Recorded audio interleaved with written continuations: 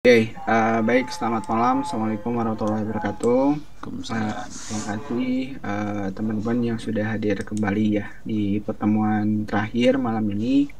Jadi untuk teman-teman semua yang masih mau bertanya, silakan ya, masih bisa dimanfaatkan di Zoom ini di pertemuan terakhir. Ini ada lagi tugas ya. Oke, ini saya jelaskan sekilas dulu ya untuk tugas yang ketiga. Jadi tugas ketiga ini teman-teman membuat laporan respon insiden ya menggunakan format yang tersedia gitu ya. Nah, formatnya itu ada di file materi ini ya. Oke. Nah, nanti tinggal di-download aja template-nya. Insidennya apa? Bebas, terserah ya. Insidennya apa aja. Yang penting objektifnya teman-teman bisa membuat laporan insiden ya di template ini gitu ya. Jadi intinya itu insidennya bebas, mau jadi di internet, mau apapun itu insidennya. Yang penting insiden cyber ya. Template-nya pakai yang ada di sini. Oke. Dan saya ulangi lagi, untuk ujian bisa di-retake secara terus-menerus sampai waktu tanggal ini ya, sampai 28 September. Jadi sebelum tanggal ini atau pas tanggal ini masih bisa terus di-retake ya ujiannya gitu. Dicobain aja ya, jangan ragu. Kalau gagal atau nilainya kecil ya tinggal diulangi aja. Dan patokan kelulusan itu bukan hanya dari ujian, tapi dari tugas juga. Jadi dari ujian 70%, dari tugas 30%, nanti akumulasinya minimal dapat 80. Oke, nanti kalau udah dapat 80, tombol ini akan aktif dan bisa di-download sertifikatnya. Gitu aja, Pak Ono. Silakan, Pak. Siap, terima kasih. Kalau mau nanya, silahkan nanya kapan aja sih sebenarnya kalau saya sih. Bebas. Silahkan nanya lewat Twitter dan sebagainya. Oke, sekarang saya akan coba share screen. Pak Oke, Ono, yes. Non. suaranya belum keluar, Pak. Oh alah. Oh, maaf, maaf, maaf, maaf, maaf, maaf, maaf. Oke.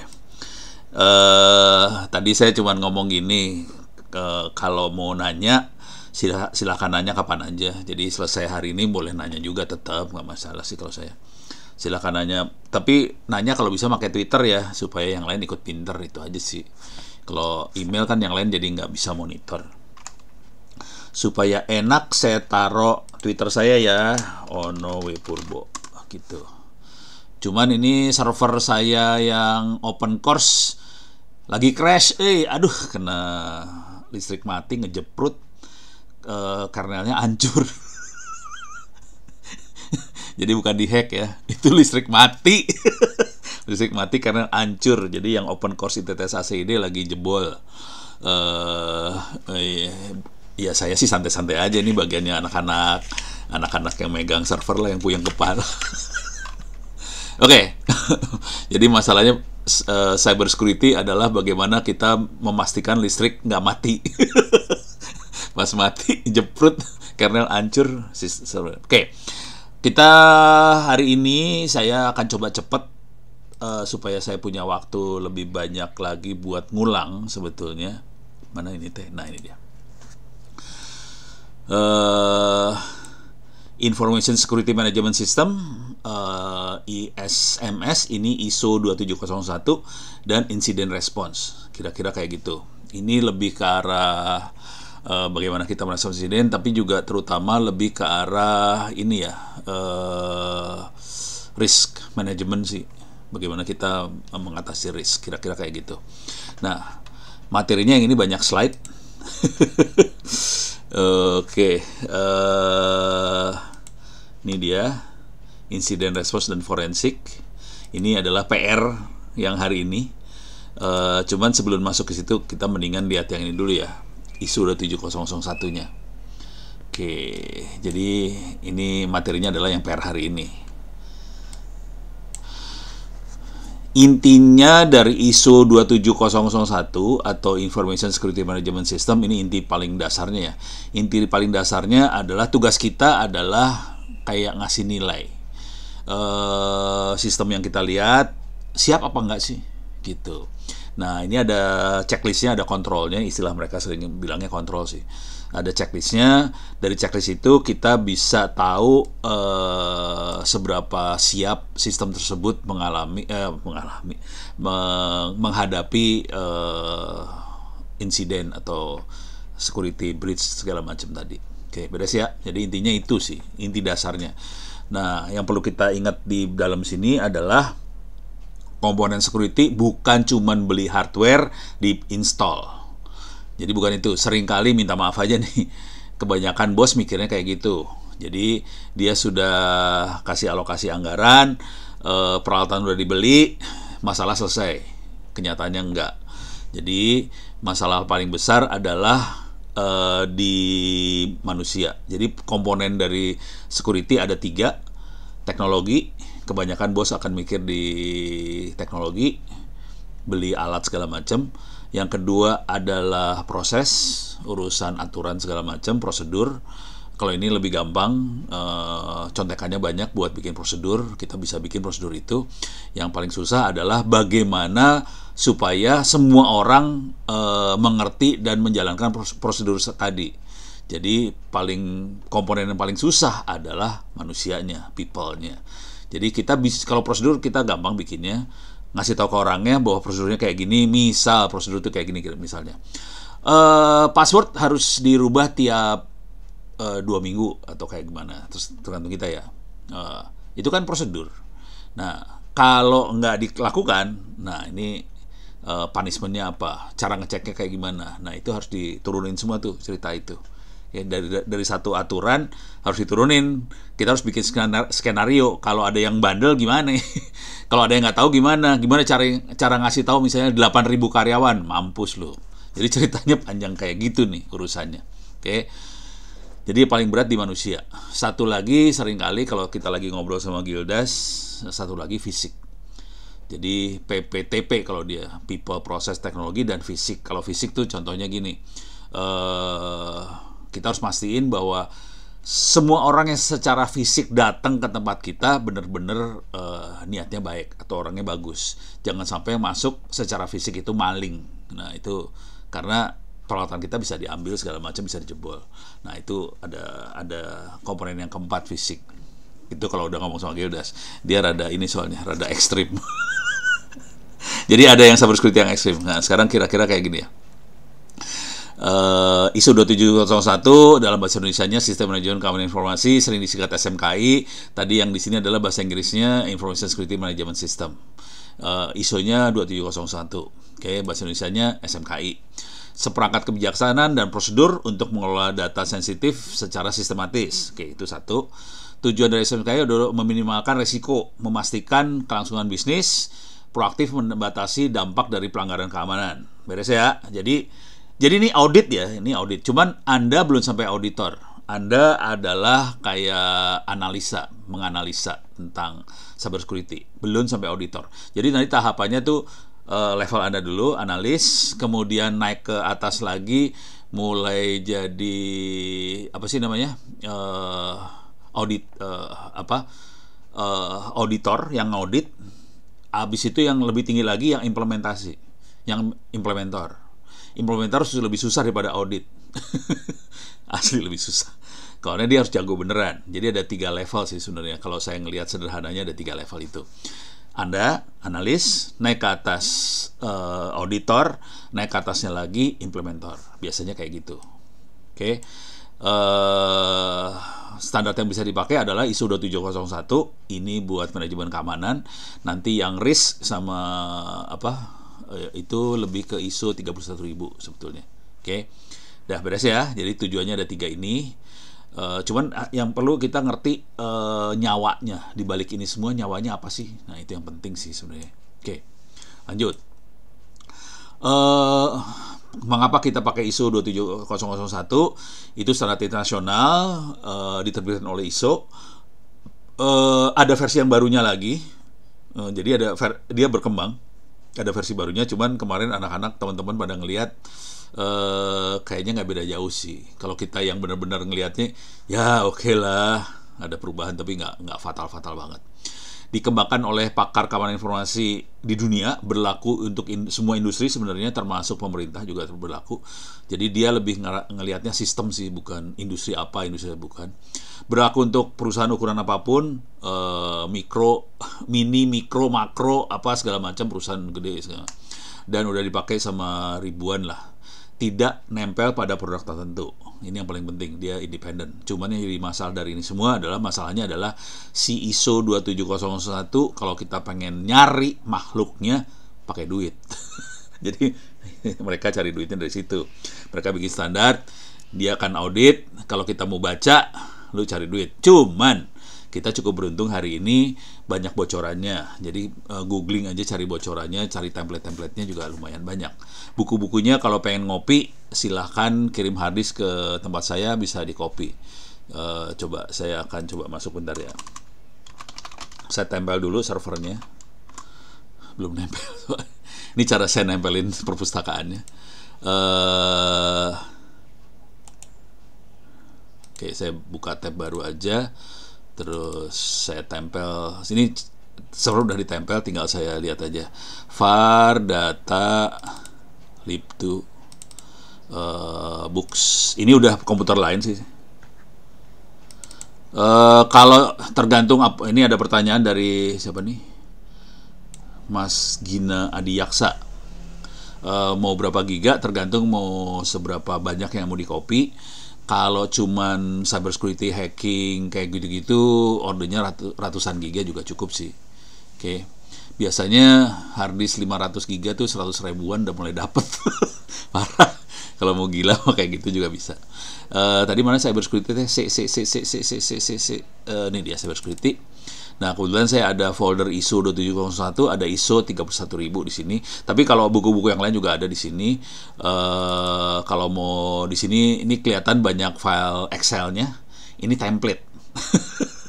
Contekan. Jadi udah ada contekan-contekannya, udah saya colong-colongin contekan-contekan. Jadi Anda coba, ini dia discharge. Yes. Oke. Ini udah bentuknya contekan seperti ini, belum keluar, masih loading dia. Aduh, wait. Ya, lama, gede nih berarti filenya ya.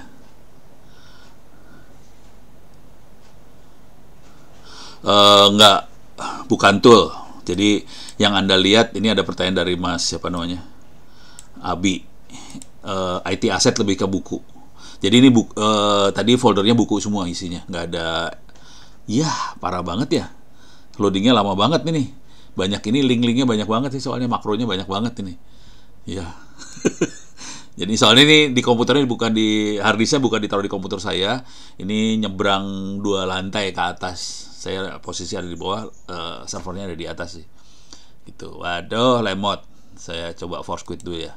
Saya coba cari yang lain lah ya.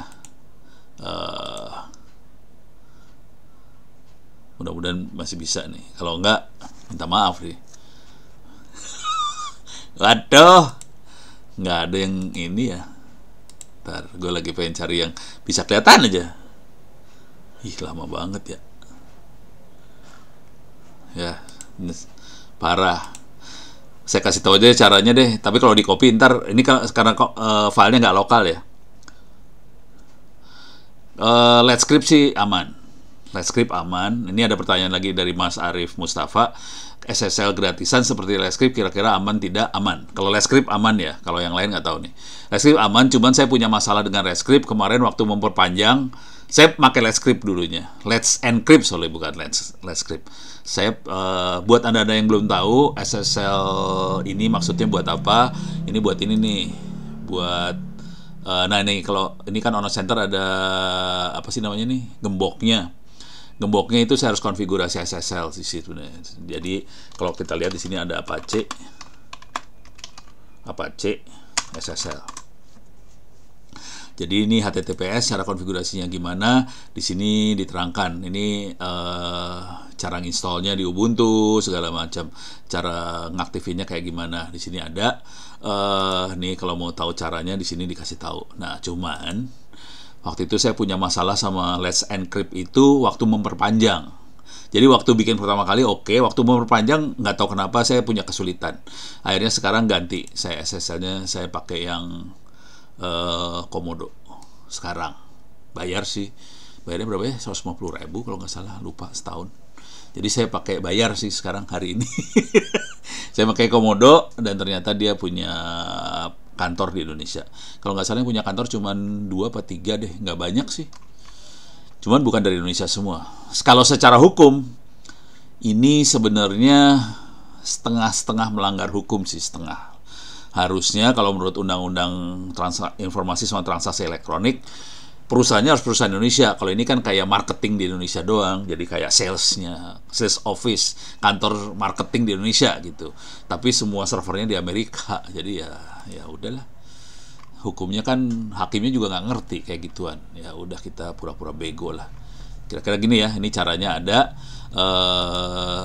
Bisa apa? Ada banyak yang dagang kayak ginian lah, bisa dilihat. Oke, kalau nggak gue jadi marketing nggak enak. Oke, balik lagi. Nah caranya ini karena saya gagal buat ngambil file-file Excel ini, saya gagal dari server saya. Saya coba ya. Coba bisa nggak ya? Kalau nggak bisa sama sekali,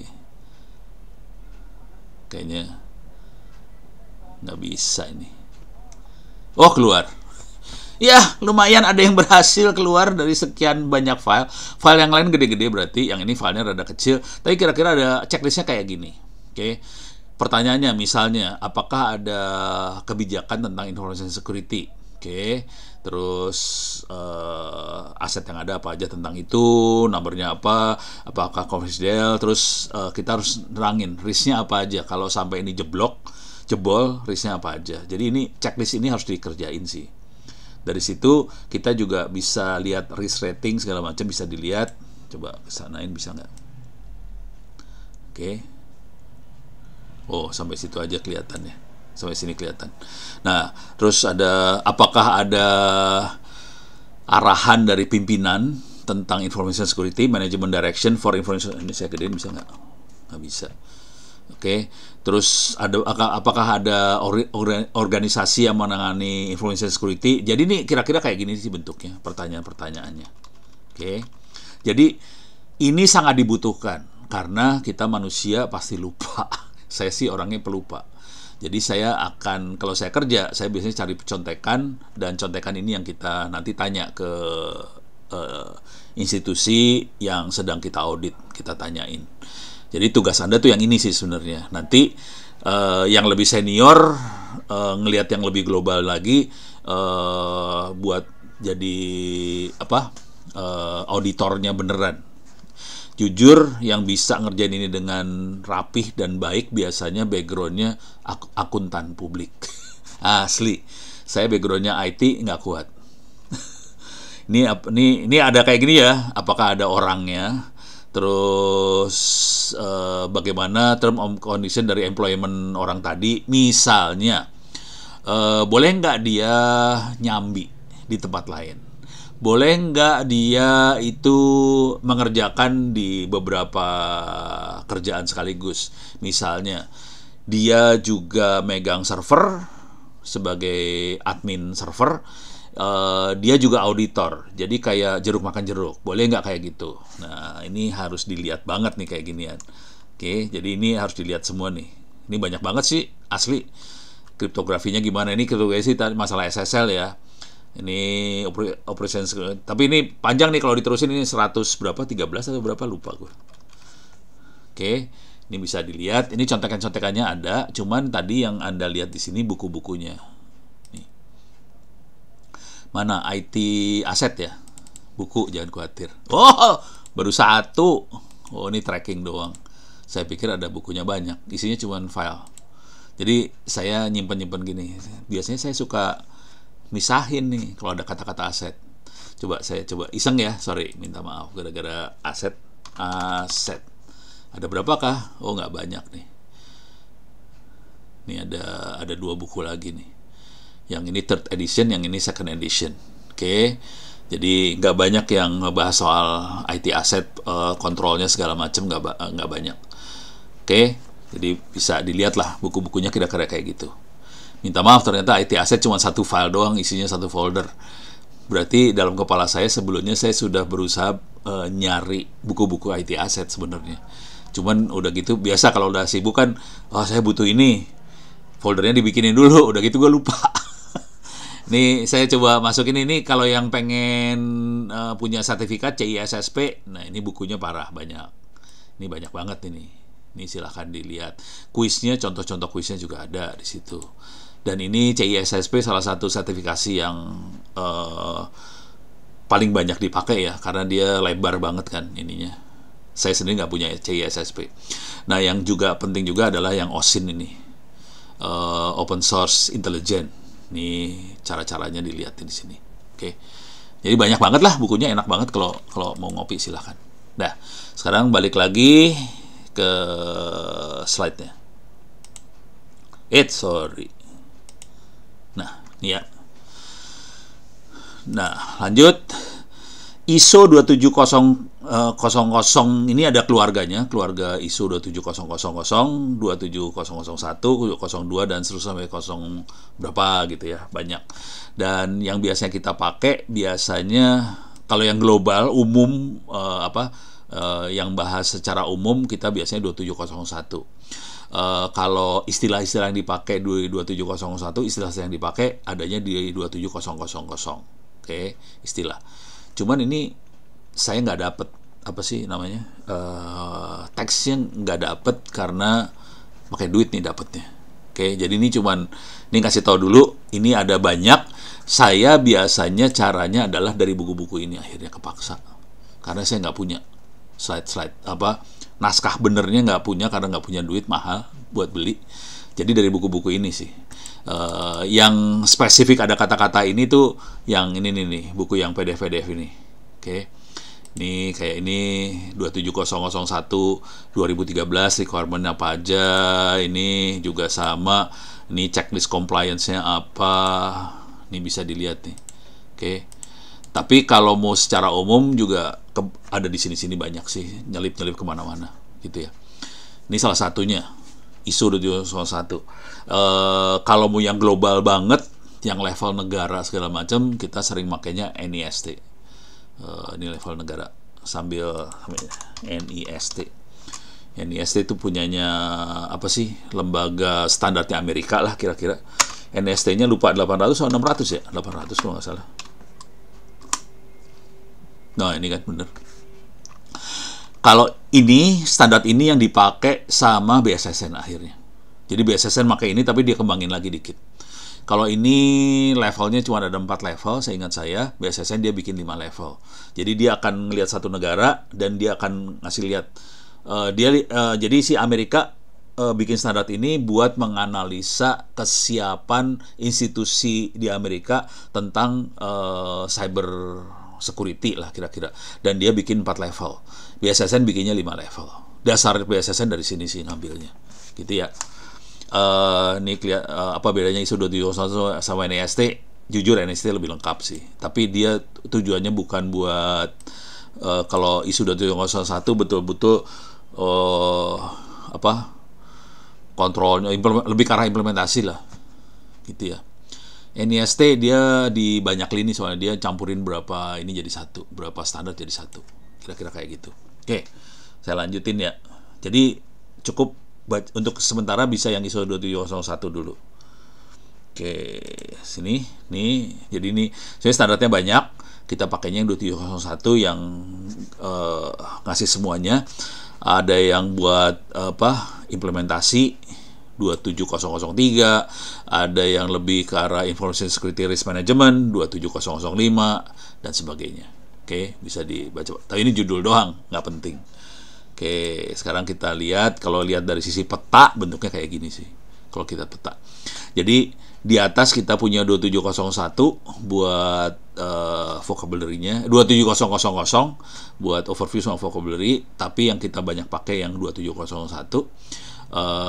Terus buat kebutuhan untuk melakukan auditing sertifikasi ada di 27006. Nah, udah gitu di sini ada banyak standar-standar di bawahnya 27001. Ada yang code practice of for information security control, itu lebih apa ya? Jujur nih, kalau Anda udah di lapangan beneran dengan segini banyak PR, otak kita terbatas. Akhirnya kita butuh banget panduan. Ya, yang bawah-bawah ini panduan-panduannya. Jadi waktu kita implementasi, sarannya sih ngeliat-ngeliat panduan ini. Kalau saya lebih suka kalau bisa bentuknya elektronik, bisa di search. Soalnya kalau enggak, kalau bentuknya kertas, pening kepala. Oke, jadi ini ada yang code practice yang sering orang pakai, yang kerjain gimana. Di sini ada cara ngukur, ada yang macam-macam lah, ada guideline segala macam. Oke. Terus di sini ada yang spesifik per sektor, bisa juga dilihat. Cuman kalau secara umum kita akan pakai yang nomor 2701 aja, yang sering dipakai, yang buat audit segala macam. Dan ini dipakai oleh Kominfo. Jadi Kominfo ada registrasi PSE Kominfo. Oke. Jadi PSE adalah penyelenggara sistem elektronik. PSE adalah penyelenggara sistem elektronik. Dan di sini semua penyelenggara sistem elektronik harus daftar ke Kominfo. Oke. Ini harus daftar semua sistem elektronik. Jadi kalau kita bikin toko online, bikin apa, harusnya daftar. Harusnya. Tapi nggak, gimana ya, ini lebih sunat muakat kayak gitulah. Nggak wajib-wajib banget, lu nggak akan mati nggak daftar sebenarnya, cuman dia nyaranin daftar. Nah, cuman masalahnya waktu daftar ini dia ada syarat harus punya sertifikat 2701. Harapannya sih nanti semua sistem elektroniknya aman karena sudah ada yang ngaudit. Harapannya seperti itu. Kenyataan hidupnya nggak seperti itu sih. Karena sebagian gara-gara kayak gini-ginian, akibatnya banyak orang yang ngejual sertifikat kira-kira kayak gitu sih. Dengan harga murah. Jadi auditnya rada abal-abal. Tapi kalau boleh saran sih, kalau ngerjain jangan abal-abal deh, serius deh. Soalnya itu nyawa taruhannya taruhan nama baik sih, ujung-ujungnya situ. Oke. Kita balik lagi sini. Sorry. Mana sih tadi? Sini ya. Oke. Nah, ini balik lagi urusan istilah di 27000, persyaratannya yang kita pakai yang ini, terus panduan-panduannya di 2700 yang lain. Jadi 2701 sebagai syarat umum, dan ini yang menjelaskan segala macam. Oke. Nah, yang perlu dilakukan kira-kira cara kerjanya gini, kita melakukan risk assessment, juga risk treatment-nya, kemudian kita ngontrol dari risk assessment tadi. Jadi proses ini sebaiknya dilakukan sebetulnya, jadi dalam proses implementasi cybersecurity tadi saya udah nyebutin ada people, proses, teknologi, PPT. Jadi itu kalau kita implementasi kita akan main di situ, people, proses, teknologi. Cuman kalau kita lagi jalanin makhluk itu, ada proses yang namanya plan, do, check, act. Ini gambar aja ya. PDCA Cyber Security. Jadi ada plan, do, check, act, cycle. Siklus plan, do, check, act. Ini kita lihat gambarnya aja. Ini gambarnya kayak ginilah kira-kira. Nih ya. Plan, do, check, act. Jadi kita rencanain, terus kita implementasi. Oke. Terus kita monitor kalau ada apa-apa, kita harus bereaksi. Oke. Nah, di sini di bagian plan ini harusnya masuknya di bagian plan. Maaf. Nah, ini proses ini harusnya direncanakan dari plan sebenarnya. Dan kita seringkali miss di sini. Hati-hati, kontrolnya ada 114 kontrol. Tadi kontrol-kontrol tadi ya. Apakah ada komitmen dari pimpinan? Apakah ada SDM-nya? SDM-nya kerjanya seperti apa? Apakah dicampur antara si auditor sama si implementer? Harusnya nggak boleh dicampur, soalnya kalau nggak jadi ada konflik of interest di situ. Jadi kayak gitu harus hati-hati banget tuh sebetulnya. Oke. Nah, itu kontrol-kontrol ini harus dicek semua, dan ini harus direncanakan dari awal banget. Seringkali kita waktu merencanakan suatu sistem, karena nggak nguasain yang namanya ISO 27701, ya udah ini mah rada di skip sembarangan gitu, di skip aja. Jadi harusnya prosesnya ini terjadi. Risk assessment lumayan bonyok. Kalau mau gombal sih cari ininya ya, cari contekan. Jadi carinya template. Jadi keyword-keywordnya kayak gini semua nih, template, risk assessment, Excel, bisa ISO 27001, bisa ISO 31000 boleh. Tapi kayak gini aja. Nah, IT gitu ya, IT atau cyber ya, cyber risk assessment. Nah, udah cari template. Di sini kebetulan ada salah satu yang paling banyak tuh Smartsheet ini, paling banyak dia ngasih ini. Di sini ada project manager, dan ini mereka suka ngasih template-template yang free kayak gitu. Oke. Jadi sarannya coba ambil kayak gini ya, nih kayak gini ya. Bisa kelihatan template-nya, bisa diambil Excel, Word, PDF, Adobe segala macam, silahkan diambil supaya hidupnya enak. Di sini ada risk assessment report template, risk assessment checklist, risk mitigation plan matrix, ada kayak gini-gini nih. Ini risk assessment report ya. Ada nih risk security risk assessment template, kemudian di sini risk mitigation plan, nih ada semua. Cuman dengan modal template ini juga susah sih sebenarnya, kita harus benar-benar ngerti di dalamnya. Jadi ini proses belajar sih. Jadi mudah-mudahan Anda udah mulai tahu, oke, ini saya ngasih jalan yang cepat ya. Minta maaf saya kasih banyak template-template gini supaya lu hidupnya lebih gampang. Kalau nggak pakai template ini lebih susah sih, karena kita harus ngarang. Kalau udah ngarang susah, mendingan kita colong dulu, baru udah gitu udah kebayang, terus mulai ngarang ngisinya gimana gitu. Soalnya itu akhirnya ujungnya nanti dari sini kita bisa tahu, oke, aset yang paling berbahaya kalau sampai jebol yang mana gitu. Misalnya hasil analisa adalah asetnya misalnya data transaksi, kalau misalnya e-commerce kan data transaksi, atau data si nasabah atau user gitu ya. Jadi itu yang harus diselamatin. Proses nyelamatin kayak gimana, itu harus dievaluasi semua sih. Kira-kira kayak gitu. Beres ya? Sorry, salah lagi. Ini udah kebayang. Jadi proses ini sebenarnya dilakukan kalau saya lebih suka dari waktu planning. Ini mulai dikerjakan dari planning.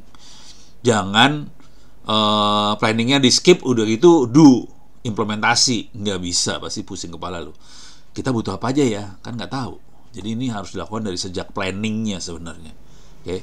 Dan kita sering miss di sini. Bukan sering sih, emang miss karena nggak tahu. Dan gue ngeliat di depan mata soalnya dikasih tahu susah banget. Jadi banyak institusi, kementerian, lembaga segala macam, karena mereka backgroundnya rata-rata emang bukan IT ya. Pimpinannya kan rata-rata bukan IT kan. Nah, ini dikasih tahu susah. Yang dipakai di ISO 27001 adalah Annex A-nya. Ini dokumen referensi yang disediakan dan dapat dijadikan rujukan untuk menentukan kontrol keamanan yang perlu diterapkan dalam SNK. Jadi kontrolnya ada di Annex A yang ada 114. Nih kalau kita balikin, ini adalah Annex A 114 kontrol. Ini yang penting. Oke. Kontrolnya yang tadi itu. Oke, apakah ada dokumen ini, apakah ada ini, nah itu kontrolnya tuh di situ. Oke. Nah, ini contoh kontrolnya, kebijakan keamanan informasi, apakah ada organisasi untuk keamanan informasi, apa ada sumber dayanya, apakah ada manajemen buat aset aset IT-nya, kontrol akses, kriptografi, ini segala macam. Totalnya ini kan A5, A6 dan seterusnya. Tadi ada sub-subnya segala macam, totalnya ada 114. Oke. Relasi dengan vendor seperti apa? Manajemen isu informasi, kepatuhan, compliance seperti apa? Ini semuanya harus ada dan semuanya terdokumentasi. Ini yang kalau ini 2024 besok, oke, 2024 besok kan ada pemilu ya. Presidennya akan meng-approve SPBE lagi. Jadi ada sistem pemerintahan berbasis elektronik SPBE. Di balik SPBE ini salah satu yang akan dominan yang akan dinilai di SPBE ini, dan ini akan masuk ke semua kementerian, lembaga, pemerintah daerah, pemerintah macam-macam itu, yang akan dinilai adalah makhluk ini. ISO 27001 ini akan dinilai. Dan ini kunci utamanya harus semuanya terdokumentasi, ada tulisannya. Ya, dari sisi tulisan sebenarnya paling gampang sih cari contekan sih sebenarnya, jujur. Kalau cuma tulisan doang cari contekan dan itu nilainya udah bagus.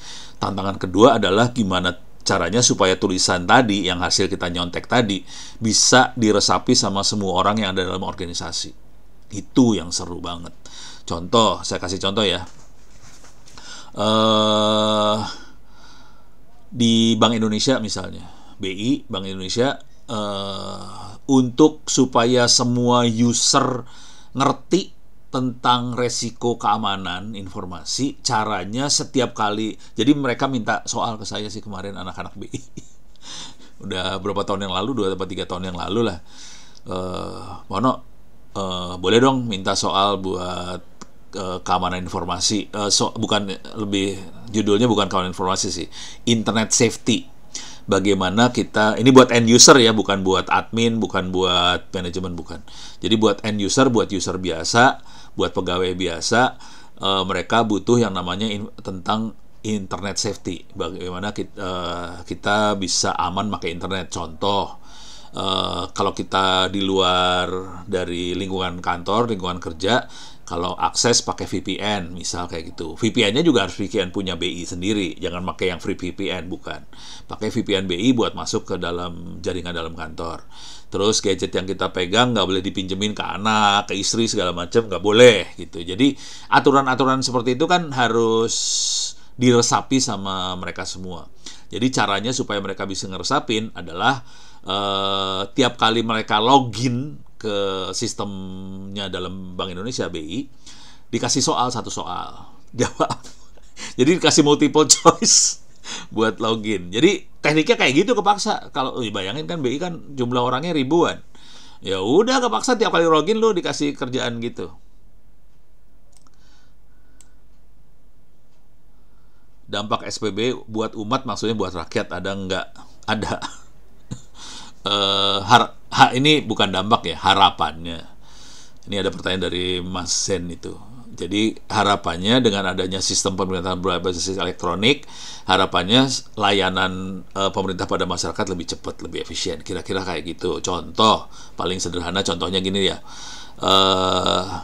KTP. Zaman dulu kala mungkin Anda masih pada kecil kali ya. Buat ngurus KTP itu setengah mati loh, perizinan setengah mati. Sekarang udah lebih cepat. Kalau, nah ini yang nyebelinnya. Ini saya kasih cerita dikit lah. Kebetulan istrinya anak saya kerjanya di DPRD DKI. Jadi pakai bajunya baju ASN dong, warna coklat gitu. Dan mereka ngurusin KTP lah waktu itu. Ya udah, suaminya tuh anak saya kan. Anak saya waktu ke kelurahan ngurusin KTP, ya udah Bapak tinggal dulu, nanti berapa hari lagi silahkan diambil. Hari datanglah istrinya pakai baju coklat. Pak, saya mau ngurus KTP. Oh iya Bu, sini diurusin langsung. Hari itu berapa menit kemudian selesai. Jadi sebetulnya secara sistem bisa cepat. Jadi yang jadi masalah adalah prosedurnya. Prosedur buat ngurusin yang itunya. Jadi manusianya yang bikin lambat sih sebenarnya. Kalau sistemnya kenceng banget sih sebenarnya. Nah, jadi itu SPBW. ada intervensi manusia. Ya itu dah, aduh pusing gua ngelihatnya kayak gituan ya, pening. Dan saya ngelihat di depan mata sendiri kan kesel ngelihatnya. Secara sistem sebetulnya bisa, tapi kalau punya uang punya kuasa.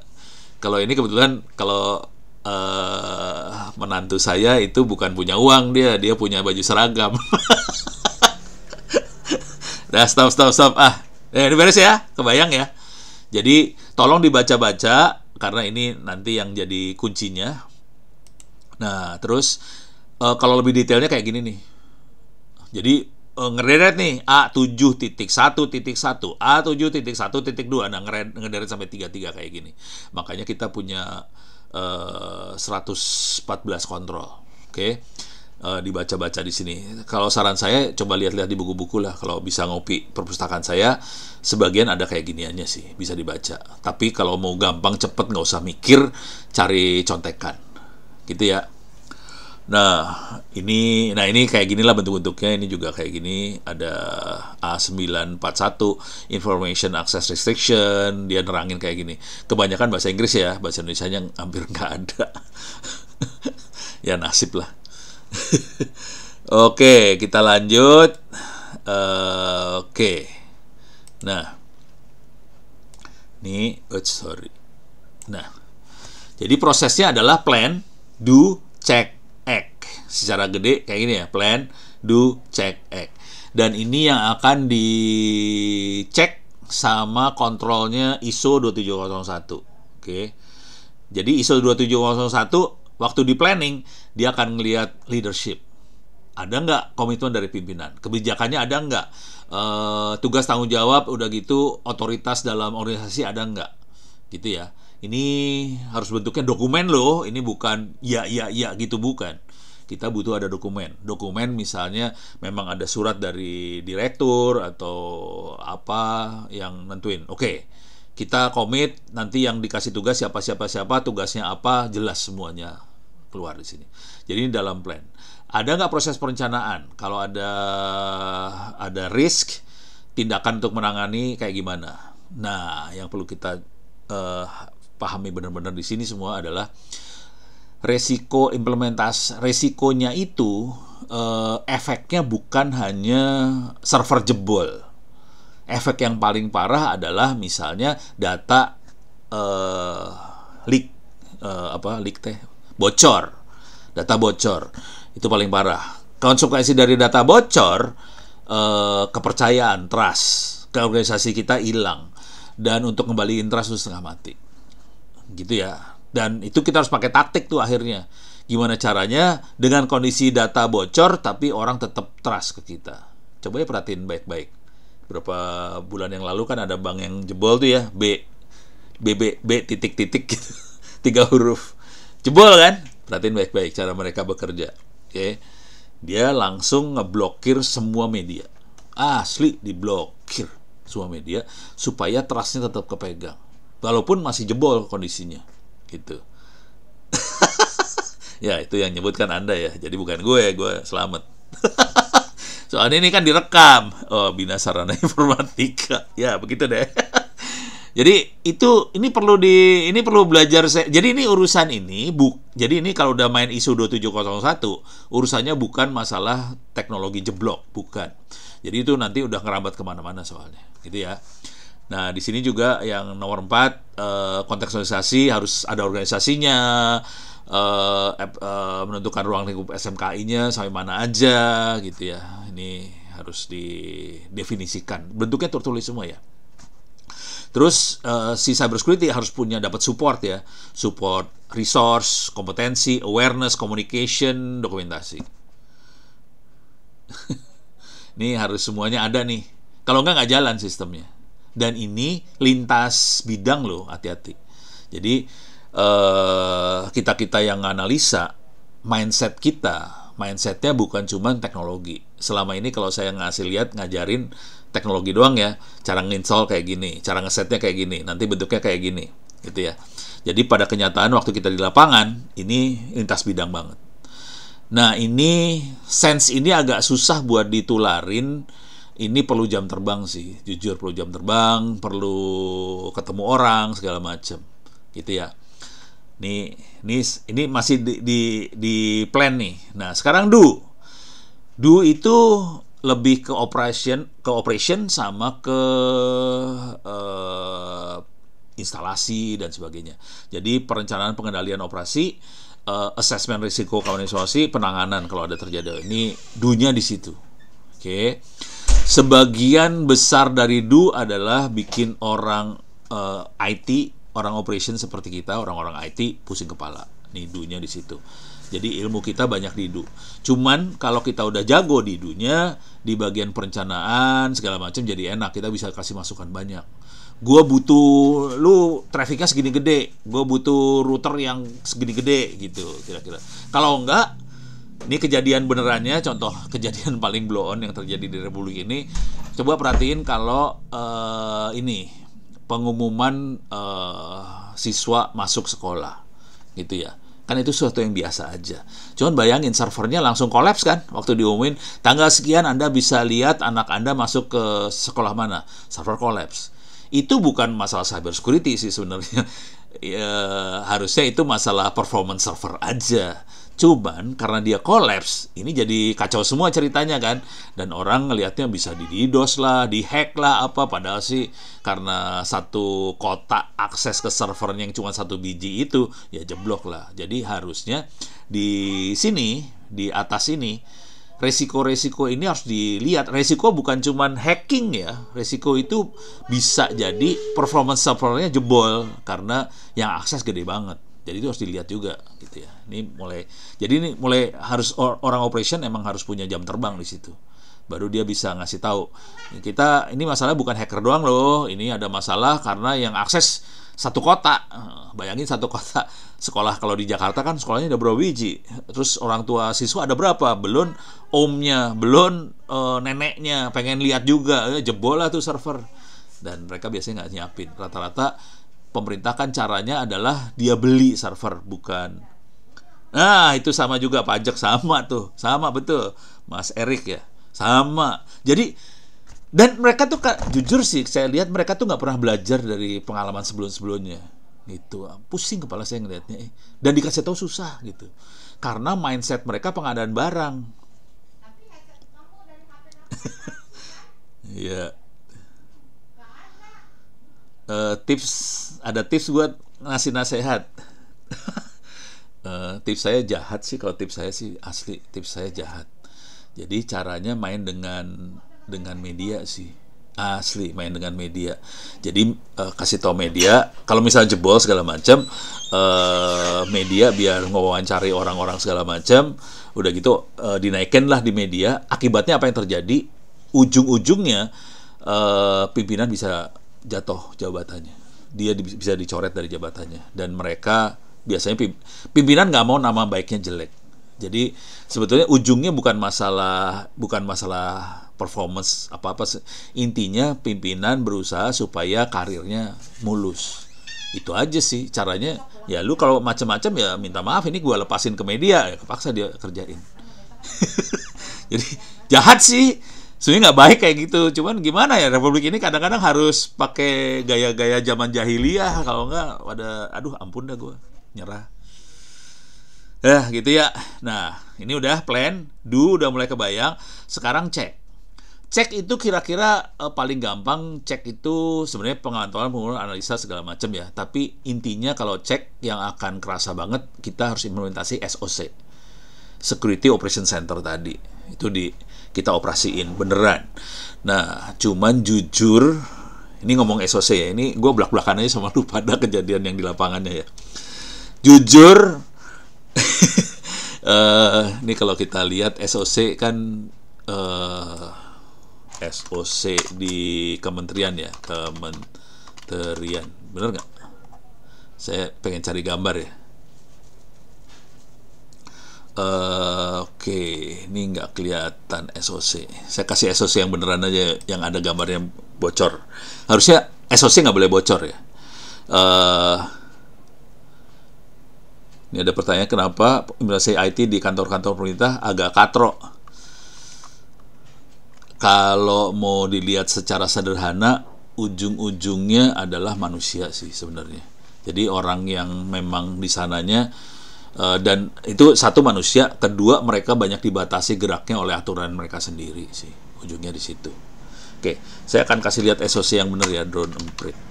Ini harusnya gambar ini nggak keluar, tapi entah kenapa ini keluarnya parah banget ini. Ini yang Anda lihat ini SOC.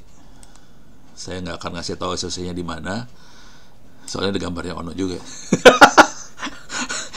Ini adalah gambar dari SOC banget. Oke, yang di atas ini nih. Oke. Ini jadi SOC yang ada di pemerintah rata-rata bentuknya kayak gini. Jadi ada ruangan, terus ada TV gede banget dari ujung sampai, jadi satu tembok ini isinya TV. Jadi layar bisa kita sorot ke tembok seperti ini. Udah gitu di belakang ini ada kayak apa ya? Kayak ruang kelas sih sebenarnya. Jadi ada ruang kelas kan apa sih? Ya Ismail. Ini Ismail Fahmi kalau tahu. Kebetulan Ismail itu tugas akhir S1-nya sama saya. Ini ada Ono nih sebelahnya nih Ono. Ini Ismail. Ini guru sama muridnya sih sebenarnya. Cuman si Ismail udah jago sih sekarang. Oke. No viral, no justice.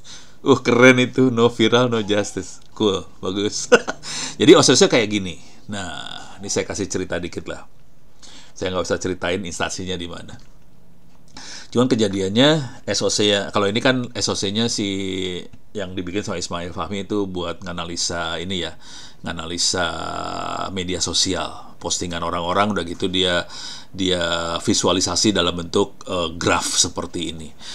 Nah, waktu itu SOC-nya betul-betul SOC kayak apa sih namanya? Kayak Snort sih sebenarnya. Snort dan teman-temannya lah.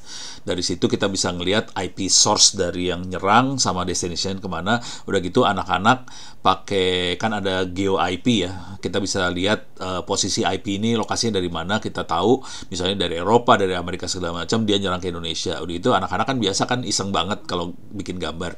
Dia bikin peta dunia, udah gitu IP yang nyerangnya dia bikin kayak rudal gitu dari Amerika, dari sini. Bayangin ada serangan yang bentuknya kayak gitu, kayak rudal gitu, padahal itu IP maksudnya. Source-nya dari mana, destination kemana. Nah itu pimpinan langsung nanya ke saya, Pono, itu yang digambar apa ya? Wah mati gue. Harus nerangin ke pimpinannya kayak gitu kan. Ini ada pertanyaan, VPN kebaca nggak destination-nya ya? Kalau VPN akan kebaca IP source-nya jadi IP VPN, bukan IP yang aslinya gitu, kira-kira gitu. Jadi ini balik lagi ke cerita tadi bahwa si pimpinan akhirnya nanya kayak gitu. Akhirnya saya pikir oke, yaudah gini aja deh, gue merah putih aja, gue ajarin anak buah lu biar pintar-pintar. Saya gituin ya, saya datang, saya ajarin. Kenyataannya pada nggak bisa karena dasar jaringannya nggak kuat gitu. Cuman nggak saya ceritain lebih lanjut ya, nggak enak soalnya, kasihan. Ini drone emprit, cara kerjanya gimana? Oke, kalau mau lihat cara kerjanya drone emprit, saya kasih versi yang sederhananya aja ya. Kompasiana.com. Oke, bisa masuk ke Kompasiana. Kompasiana.com OWP. Oke. Nih. Saya dulu sempat nulis banyak di Kompasiana. Nih salah satunya, ini dia.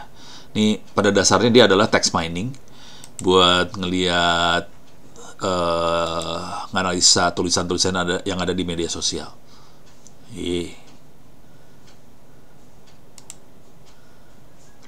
Oke, ini dia. Oke, di sini saya terangin sih. Nih, langkahnya kayak gini, 1, 2, 3, 4. Oke, langkahnya ditulis. Intinya dia ngambil teks yang ada di, saya caranya googling. Cuman kalau kita lebih pintar daripada itu, kita bisa crawling. Ada tool-toolnya di GitHub banyak lah buat crawling, ngambil tulisan yang ada di website yang ada di internet, di media sosial bisa diambil. Kalau saya waktu itu pakai googling aja, soalnya males yang lebih seru dari itu, soalnya mesin saya juga terbatas. Akhirnya saya googling aja. keywordnya yang ini. Kemudian udah gitu kita coding. Coding intinya adalah kita ngitung kata ini ada berapa, kata itu ada berapa. Gitu. Jadi yang pertama dari ngitung jumlah kata. Sebenarnya statistik banget ngitung kata. Yang kedua adalah berapa kali kemunculan kata ini yang pasangan kata ini dengan kata ini. Itu untuk konteks ya. Kalau ada kata ini ada kata ini. Itu konteksnya bisa kita lihat. Oke. Nah, dari situ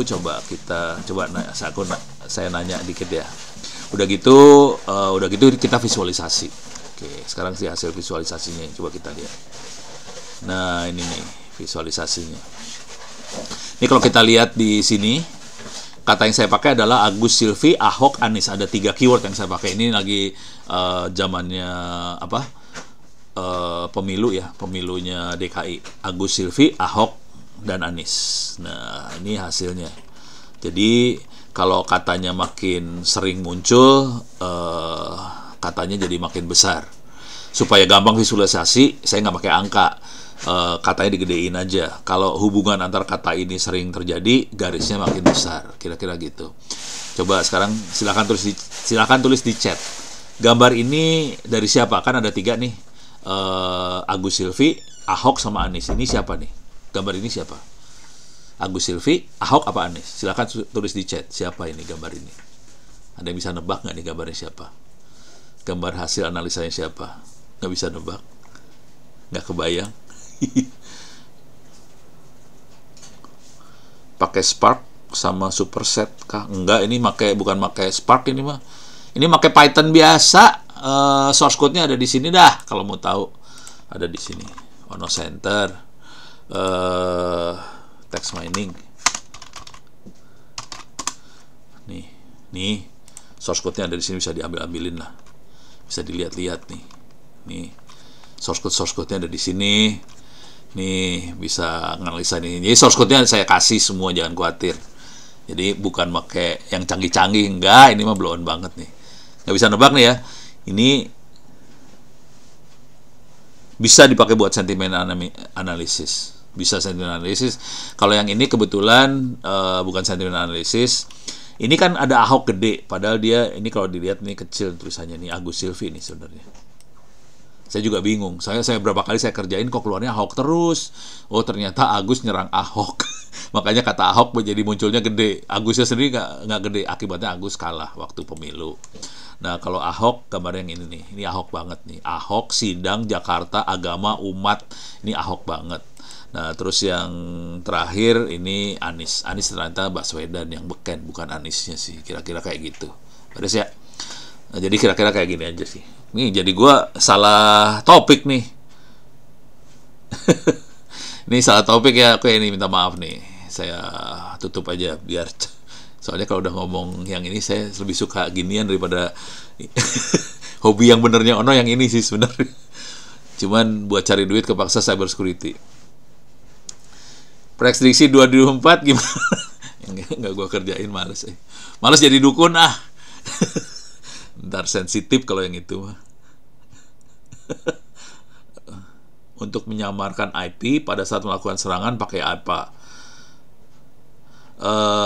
Untuk sebenarnya nggak nyamarin IP sih sebenarnya. Kita ganti IP dengan IP yang lain.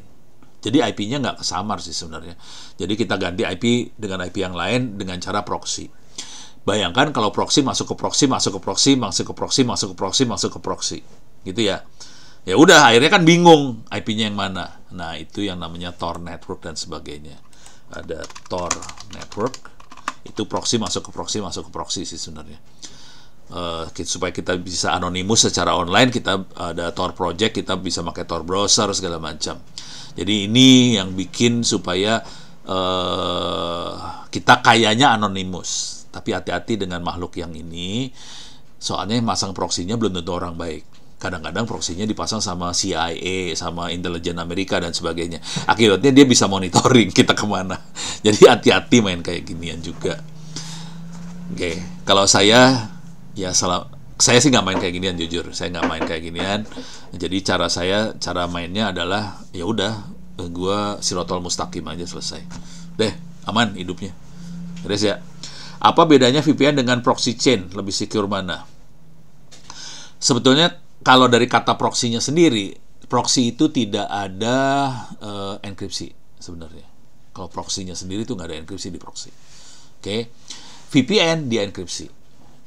Jadi di proxy chain, kalau yang secara teori yang benarnya ya, di proxy chain itu semua traffic tidak di-encrypt bisa kelihatan. Cuman kalau kondisi hari ini sih proxy chain-nya juga di-encrypt juga, jadi lebih aman sih.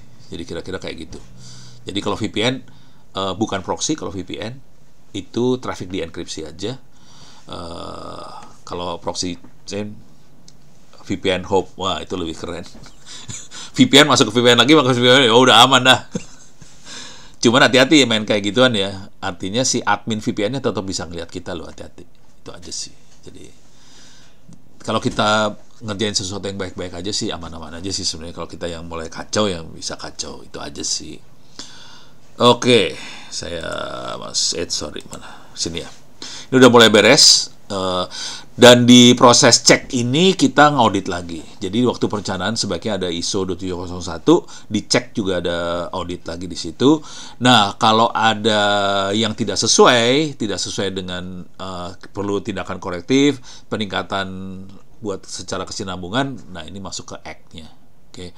Tapi muter lagi ntar di sini waktu act ini nanti masuk lagi ke plan, do, cek, act lagi, plan, do. Jadi prosesnya kira-kira kayak gini. Beres ya? Oke, lanjut.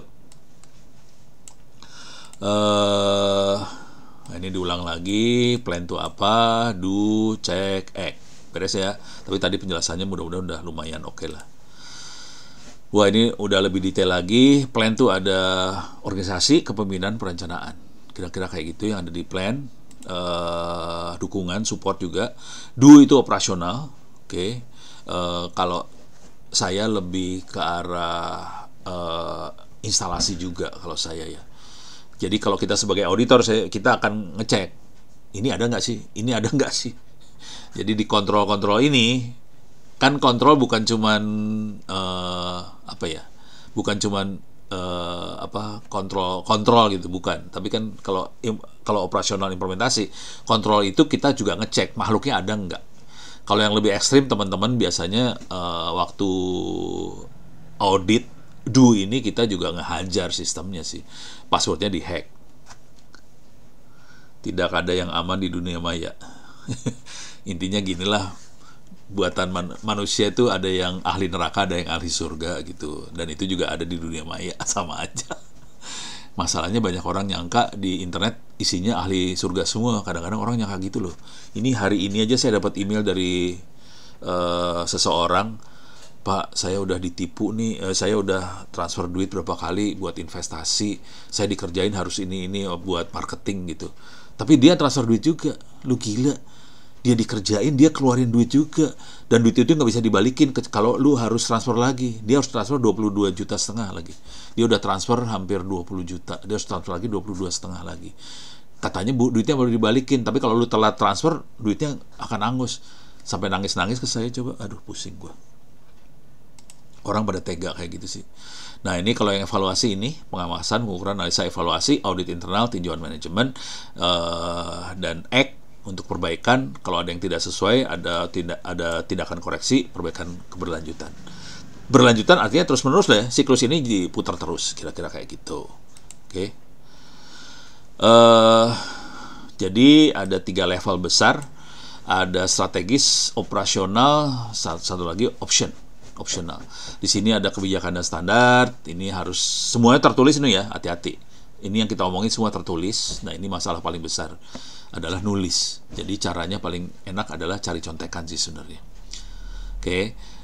Di sana ini ada komitmen yang dituangkan dalam bentuk kebijakan, standar, sasaran, rencana terkait pengembangan, penerapan, dan peningkatan SMKI. Itu level atas. Ini biasanya pimpinan segala macam yang bikin. Cuman tetap kalau di satu lembaga, institusi segala macam, ini yang ngedrive-nya harus orang IT sih. Seringkali orang IT yang ngedrive-nya. Soalnya pimpinan kadang-kadang nggak ngerti gitu. Jadi kepaksa orang IT yang ngedrive. Prosedur, panduan, petunjuk pelaksanaan, ini orang IT banget. Oke. Dikembangkan secara internal, memuat cara penerapan kebijakan, ini udah implementasi ya, operation. Oke. Terus yang terakhir ini opsional aja sih, instruksi kerja, petunjuk teknis, formulir, form. Ini supaya gampang aja sih gitu. Kalau enggak orang kadang-kadang bingung kalau bacanya aturan, nanti informasi apa yang perlu kita masukin kan bingung kalau di operasional kayak gini. Kalau di ada formnya segala macam lebih enak. Jadi kira-kira bentuk struktur dokumennya kira-kira kayak gini. Nah, terus output dari ISO 701 adalah dokumen persyaratan buat ini ISO, terus dokumen yang terkait dengan yang diterapkan oleh organisasi, dokumen untuk kontrol dan sebagainya ya. Jadi ini dokumen yang nomor 2 ini adalah misalnya. Jadi kalau kita sebagai auditor kita kan nanya, ini misalnya tadi ya, pimpinan punya komitmen nggak bisa jawab yes no gitu, nggak bisa. Mana suratnya? Nah itu. Ini jadi semuanya bentuknya dokumen, mana suratnya.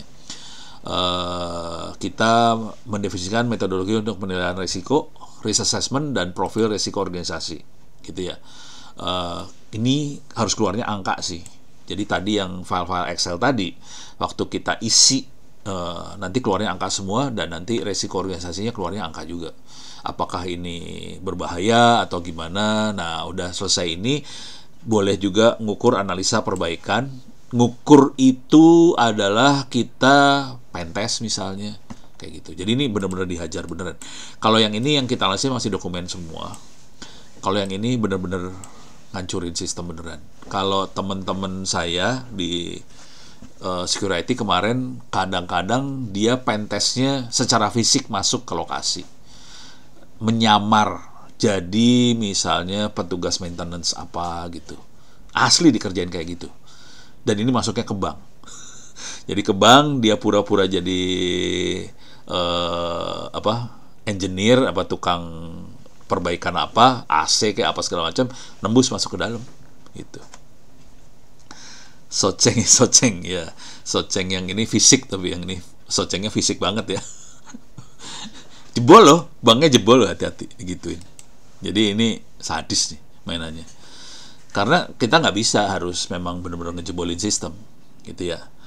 Nah, terus di sini, nah ini tadi yang People Process Technology ya, PPT. Kebanyakan manajemen arahnya ke teknologi. Dan hampir di semua lini saya ngelihatnya kayak gini.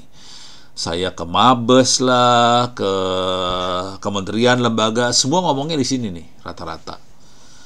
Kalau SPBE, sistem pemerintah berbasis elektronik, selain yang teknologi, dia akan nilai proses. Cuman kelemahan dari semuanya adalah manusia. Kagak ada manusianya. Aduh, serem banget kalau udah tahu sih. Ini jadi awareness SMKI, keamanan manajemen ini nggak ada, delegasi keamanan informasi kagak ada, ini nggak ada orangnya segala macam. Terus rata-rata mereka kontrakin ke pihak ketiga, dan ini yang membuat banyak instansi plat merah jebol karena kontrak ke pihak ketiga sih. Nah itu bahayanya di situ. Tapi itu kan bagian dari ini ya, keputusan manajemen. Apakah dia mau memelihara tukang coding internal atau dia subkontrakin ke pihak ketiga? Memang aplikasinya jalan, tapi kan orangnya dari luar nih, dan itu yang seringkali jebol. Jadi teman-teman saya yang jadi auditor forensik, jadi bukan SMKI ya, forensik, kalau ada kejadian perkara kan ada forensik yang cari barang bukti. Yang bikin jebol yang pihak ketiga ini sih, gitu. Oke. Padahal ada NDA, non disclosure agreement, jadi nggak boleh buka rahasia atau segala macam. Ini nggak ngepek sih, jebol. Jadi paling aman kalau melihara programmer internal, paling aman yang itu sih sebenarnya. Oke. Cuman harganya jadi mahal. Udah gitu dari sisi anggaran anggaran si pemerintah, dari sisi gaji segala macam, susah buat kasih duit ke mereka. Jadi rata-rata teman-teman akhirnya ngambil anak SMK segala macam buat jadi programmer di dalam. Tapi pada saat mereka udah jago, pasti mencari kerjaan yang lain dong. Nah, pusing kepala dulu. Oke. Ini manfaatnya terutama reputasi, trust, ini paling penting. Kalau di sisi orang swasta barangkali juga masalah marketing, karena ini trust urusannya dengan image, kredibilitas segala macam. Pengelolaan insiden yang lebih baik mengurangi biaya terkait kalau ada insiden. Nah, kadang-kadang waktu kita ngelola insiden, biayanya kayaknya mahal. Tapi kalau sampai jebol, lebih mahal lagi. Kita tinggal milih, mau bayar mahal yang ini atau bayar mahal sesudah jebol. Dan pada saat jebol, itu biasanya direktur IT segala macam bisa dipecat loh, didepak. Kejadian sih, jangan khawatir, itu didepak. Jadi kalau Anda sebagai orang IT tinggal milih, lo mau request yang mahal sekarang daripada jebol, atau nanti kalau udah jebol baru kita request dengan harga yang lebih mahal dan kita didepak, kira-kira kayak gitu. Terus meningkatkan clienters, ningkatin response time. Tapi ini tadi catatannya gitu ya, kalau di plat merah harusnya bisa meningkatkan response time, tapi ya begitu deh, ada di bawah mejanya ada proses yang berjalan juga itu antar manusia. Perubahan proses reaktif menjadi proaktif. Proaktif artinya kita harus semua lakukan sebelum kejadian. Kalau reaktif sudah kejadian baru kita bereaksi ya. Jadi kita harus planning yang benar di sini. Kalau reaktif ini kalau ada kejadian baru kita sibuk, bingung gitu. Meningkatkan organisasi internal dan juga jadi internal organisasinya yang diberesin nih sebenarnya. Nah, ini yang jadi masalah besar karena sebagian dari kita biasanya urusannya anggaran, rekrut orangnya, nyari orang yang jagonya juga susah. Orang-orang yang seperti Anda itu makhluk langka, biasanya masuk ke museum sih soalnya. Seperti gue juga sama. Oke. Ini manfaat yang lainnya, keputusan berdasarkan data organisasi, kemudian ciptakan budaya perbaikan terus-menerus dari keamanan informasi. Nah, ini penting banget terus-menerusnya, karena sebagian besar organisasi itu cara mikirnya gini, oke, gue udah audit ISO 2701, udah laporin ke Kominfo, selesai dong tugasnya. Nggak usah ngerjain apa-apa lagi. Nah, mateng dah. Oke. Harusnya itu terus-terusan dimonitoring. Terus awareness karyawan, standar keamanan informasi, ini harus jalan terus. Oke, yang terakhir, ini mitosnya ya, 2701 kayaknya kerjaan orang IT, padahal salah. Itu urusannya nulis policy, prosedur, padahal kita tahu ini udah urusan implementasi segala macam sebenarnya. Ini kita akan tertimbun banyak dokumen, isu bikin kerjaan kita susah, padahal kalau sampai jebol kerjaan kita lebih susah lagi.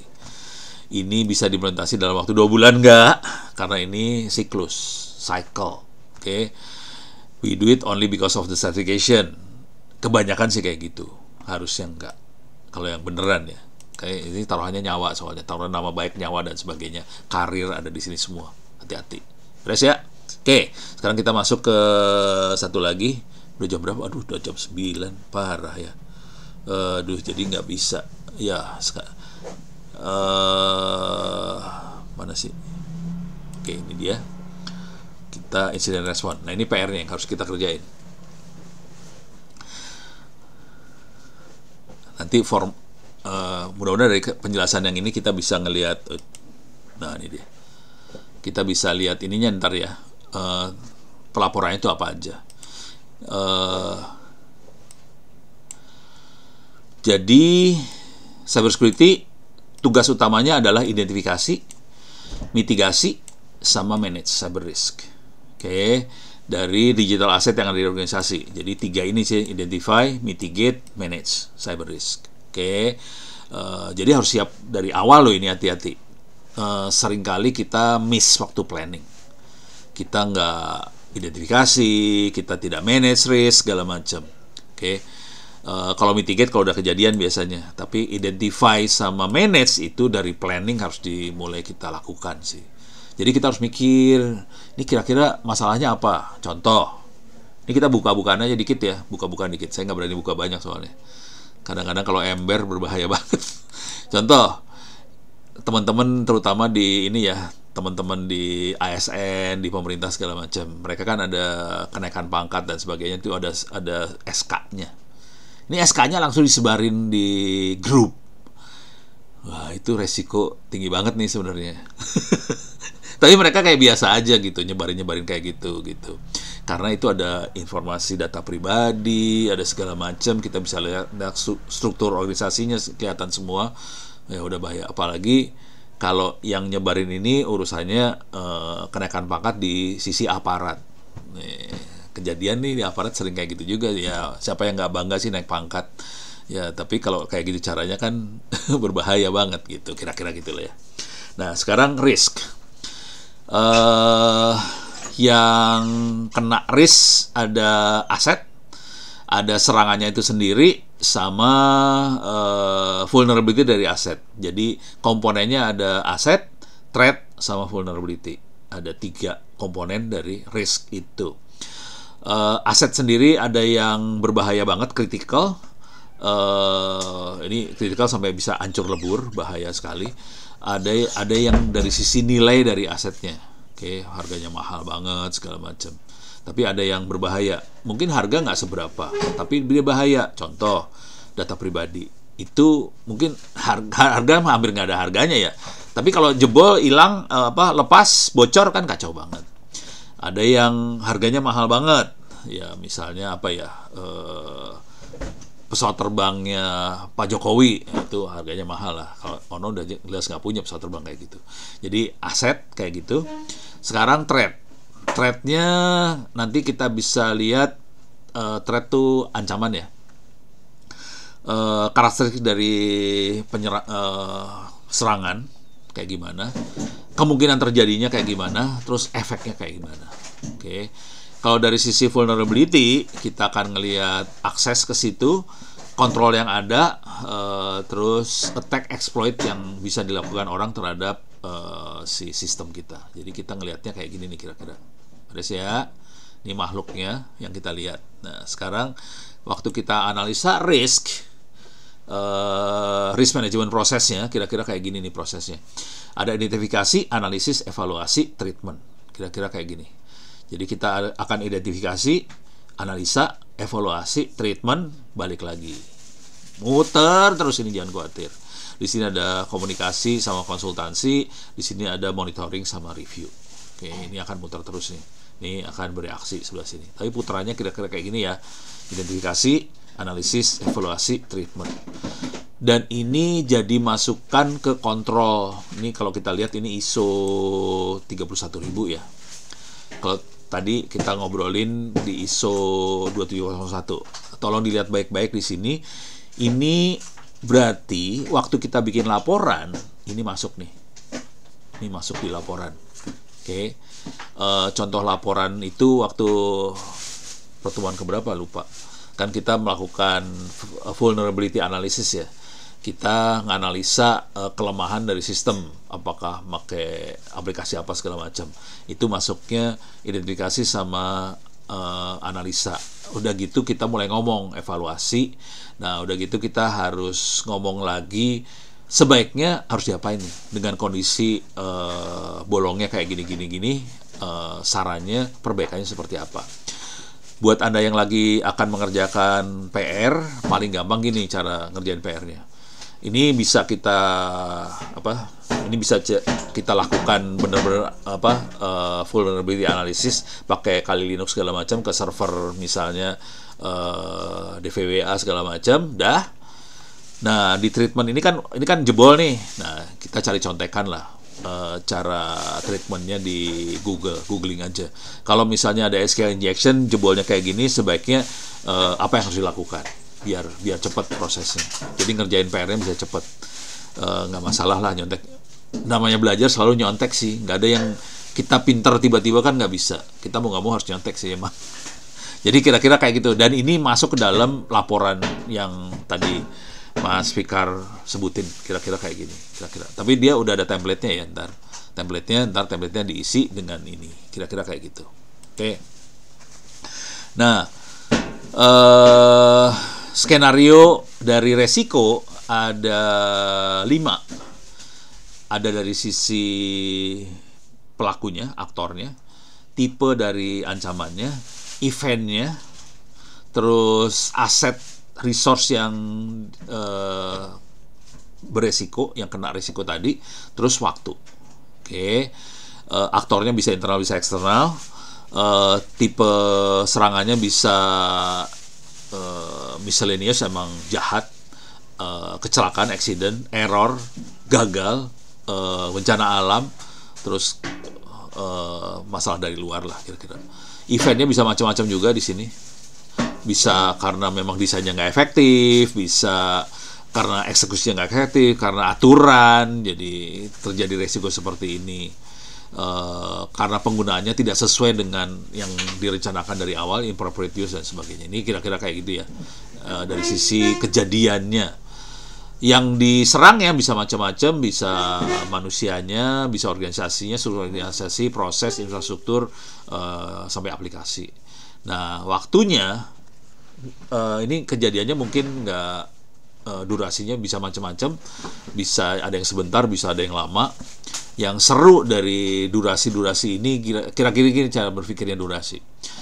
Bayangkan kemarin data jebol, datanya di imigrasi jebol kan, datanya di mana sih namanya, Dukcapil jebol, Bank B titik-titik jebol, itu pada jebol semua tuh. Data yang jebol besarnya bukan 1 mega 2 mega, data yang jebol besarnya terabyte. Asli yang jebol terabyte. Yang seru dari pernah transfer file terabyte belum di internet kan, gede banget itu. Kita transfer file giga aja bisa lama ya. Kalau tera kan bisa seharian tuh transfer file, bisa beberapa hari barangkali buat transfer file terabyte. Yang seru, ini durasi kan bisa lama. Yang aneh, kok selama itu kita transfer file kok nggak ketahuan sih? Nah, itu yang seru sebetulnya. Ya barangkali copy offline, nggak tahu juga kita. Yang seru barang itu kan ada di online akhirnya.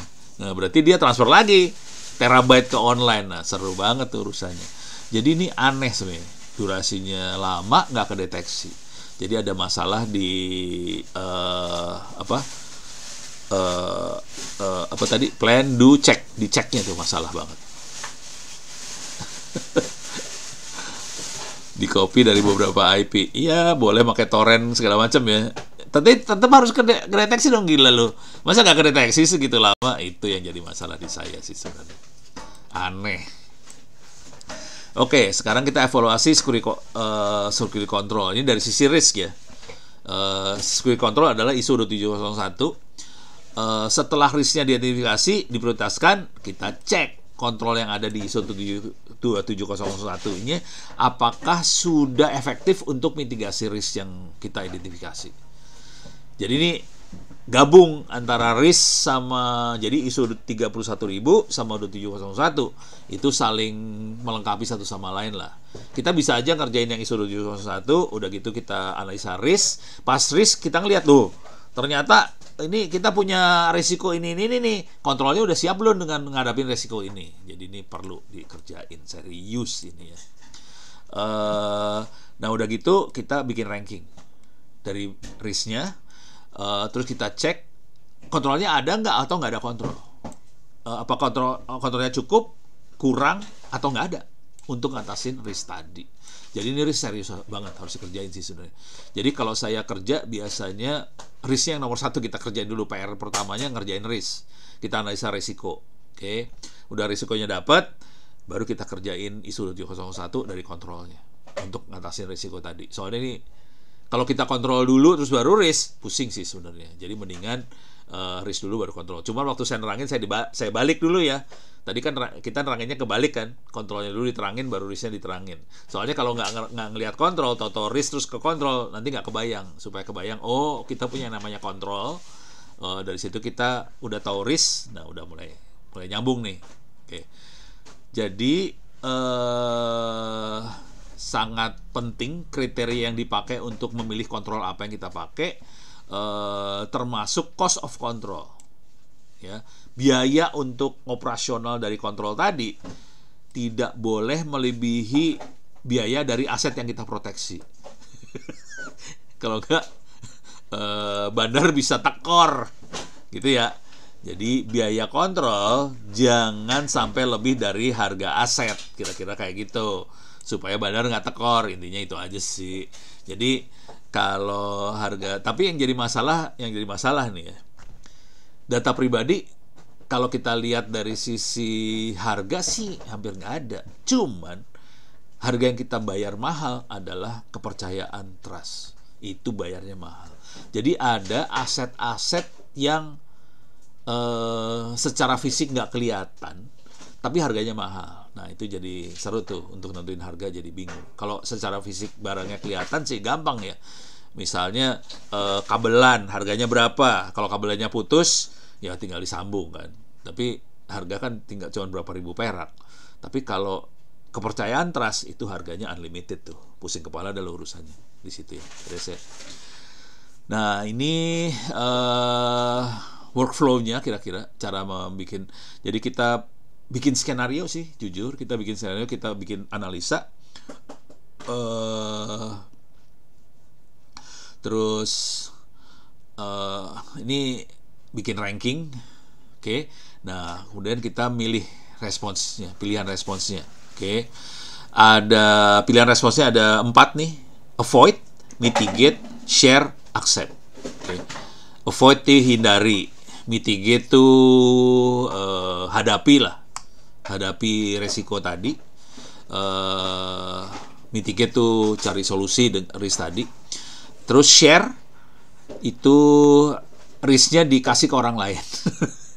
Caranya bayar asuransi, contohnya gitu. Kalau share transfer itu risknya dikasih ke orang lain, suruh orang lain yang bayar. Kita bayar orang lain supaya nerima resiko tadi. Bayar asuransi nih, contoh paling gampang asuransi. Atau kita terima risikonya. Jadi ada 4 pilihan. Kalau udah ada risk, kita mau ngapain dengan risk tadi? Avoid, mitigate, share, accept. Oke. Terus responsnya, parameternya ada efisiensi dari respons, terus kemampuan kita mengimplementasi untuk ngatasi respons tadi, berapa efektif kita ngatasin respons, ada efisiensi, ada efektif ya. Udah gitu risk tadi terhadap si organisasi, exposure-nya kayak gimana, apa sih namanya, exposure bahasa Indonesianya apa sih, lupa gue ya, exposure lah kira-kira. Ini udah dapat, udah kita select responsnya, terus kita pilih responsnya.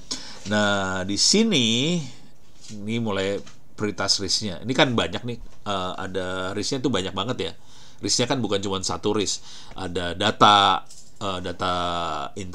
pribadi, ada masalah fisik dari bangunan segala macam. Nah ini kita harus nentuin nih prioritasnya mau yang mana, normal, low, atau high.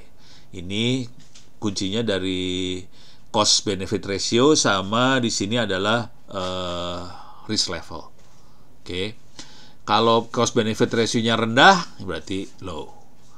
Tapi kalau tinggi, nah tergantung nih tingkat risknya yang mana. Kalau risknya tinggi, ya udah prioritasnya tinggi banget.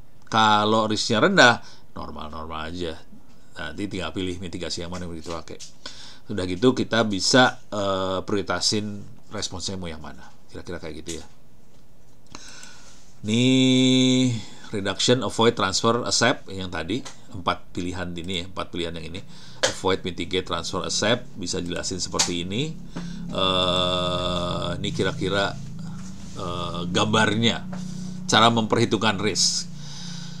Ini kalau probability kena risknya tinggi banget tapi efeknya kecil.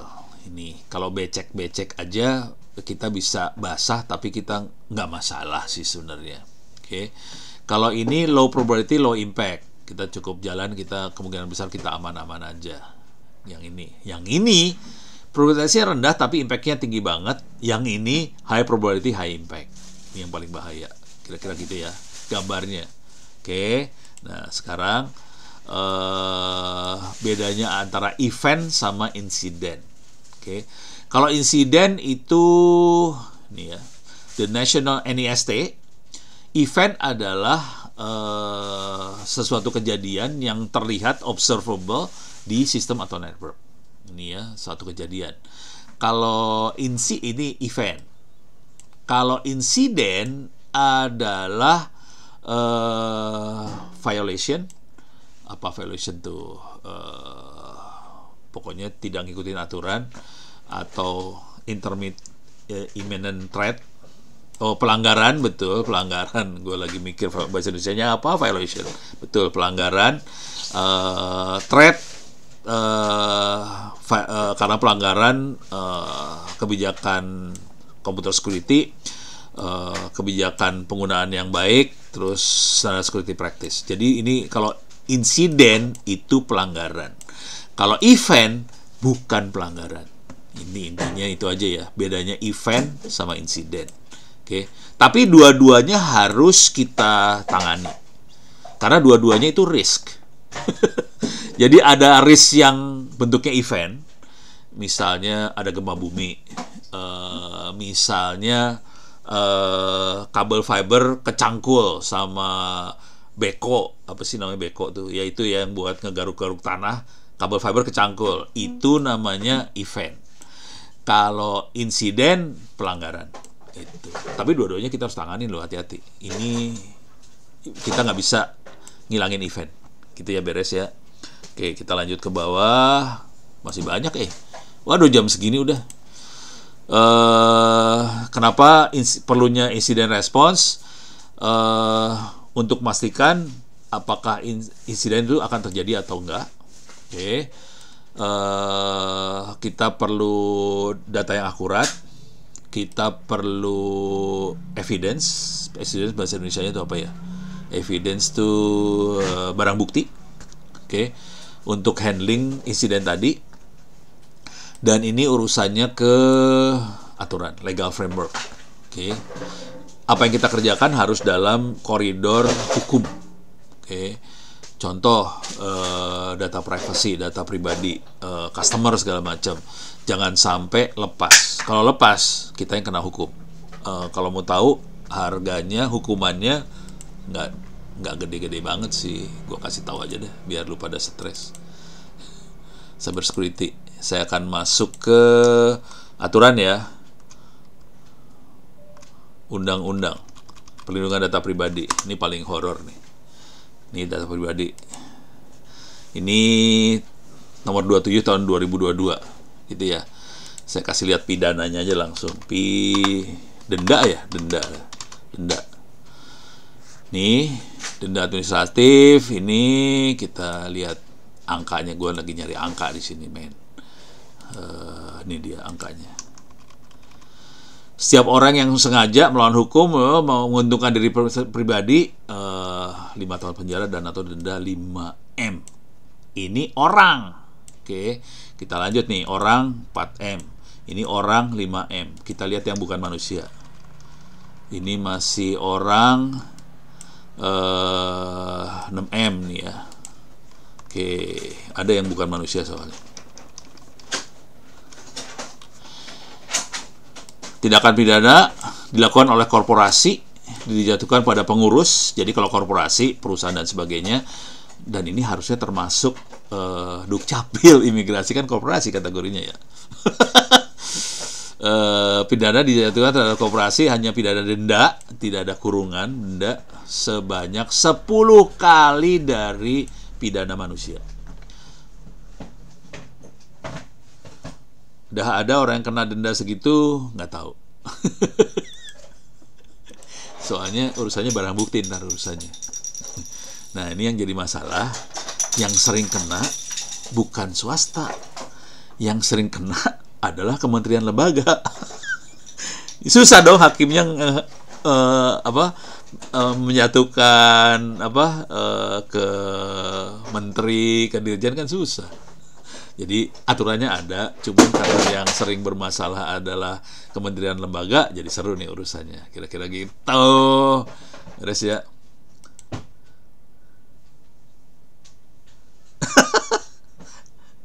Bayar admin 5 juta, oh gitu ya. Ini pengalaman pribadi atau apa sih? Oke, stop.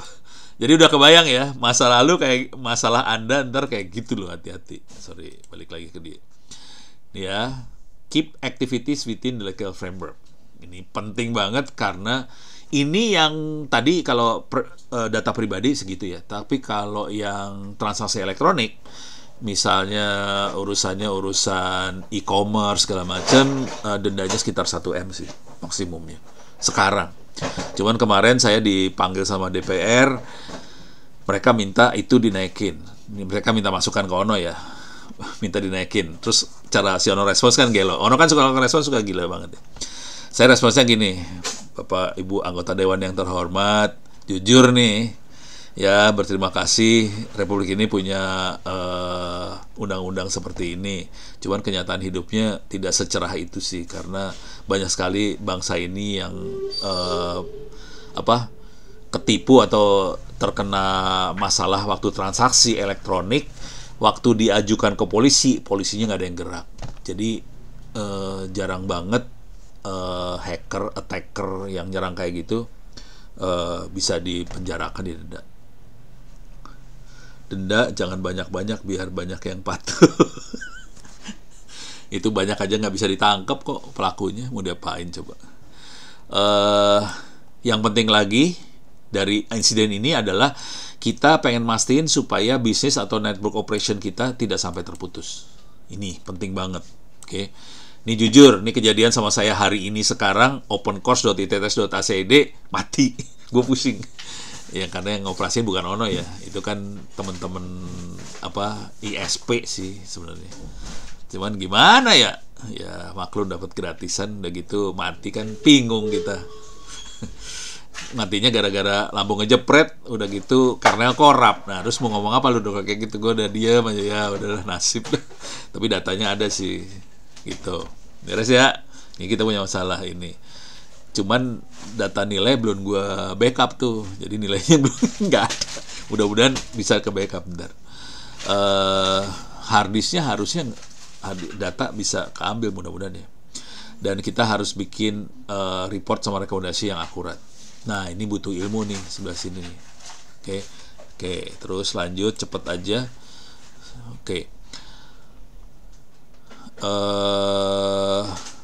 Insiden akan berimpact negatif ke CIA nih.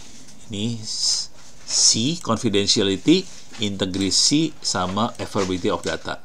C, I, A. Ini jargon-jargon yang dipakai di urusan ISO 27001, ISO 31000 biasanya ngomongnya CIA. Jadi ini akan berimpact sangat negatif ya. Cyber security bisa aja tidak sengaja,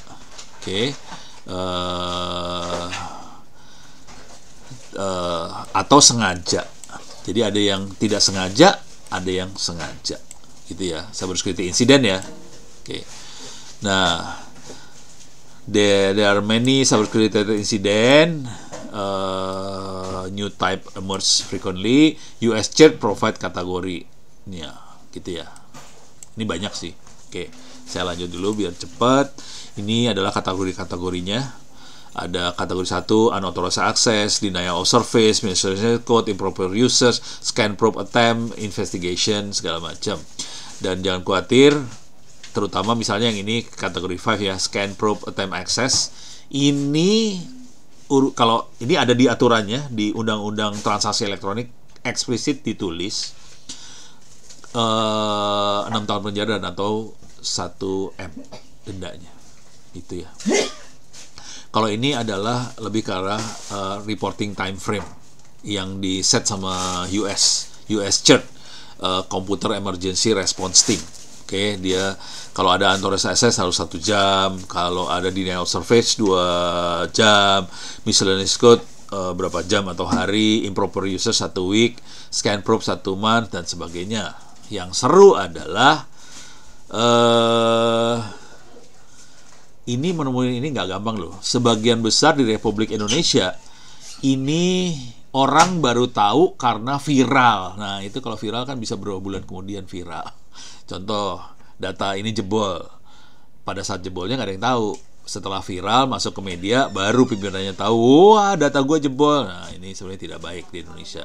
Harusnya si orang-orang IT ini yang bisa tahu dalam waktu cepat. Gitu kira-kira. Ini adalah siklus insiden response. kita ada planning, kalau di sini preparation, kalau di ISO 2701 planning, jadi ini tetap harus ada. Terus yang muter terus yang ini ya, detection analysis, containment, eradication, recovery. Muter terus. Kalau ada apa-apa langsung post incident activity. Contohnya post incident activity adalah misalnya blokir dan ini tidak harus IT bentuknya, bisa aja urusan blokir isolasi sistem, orang nggak bisa akses apa segala macam, atau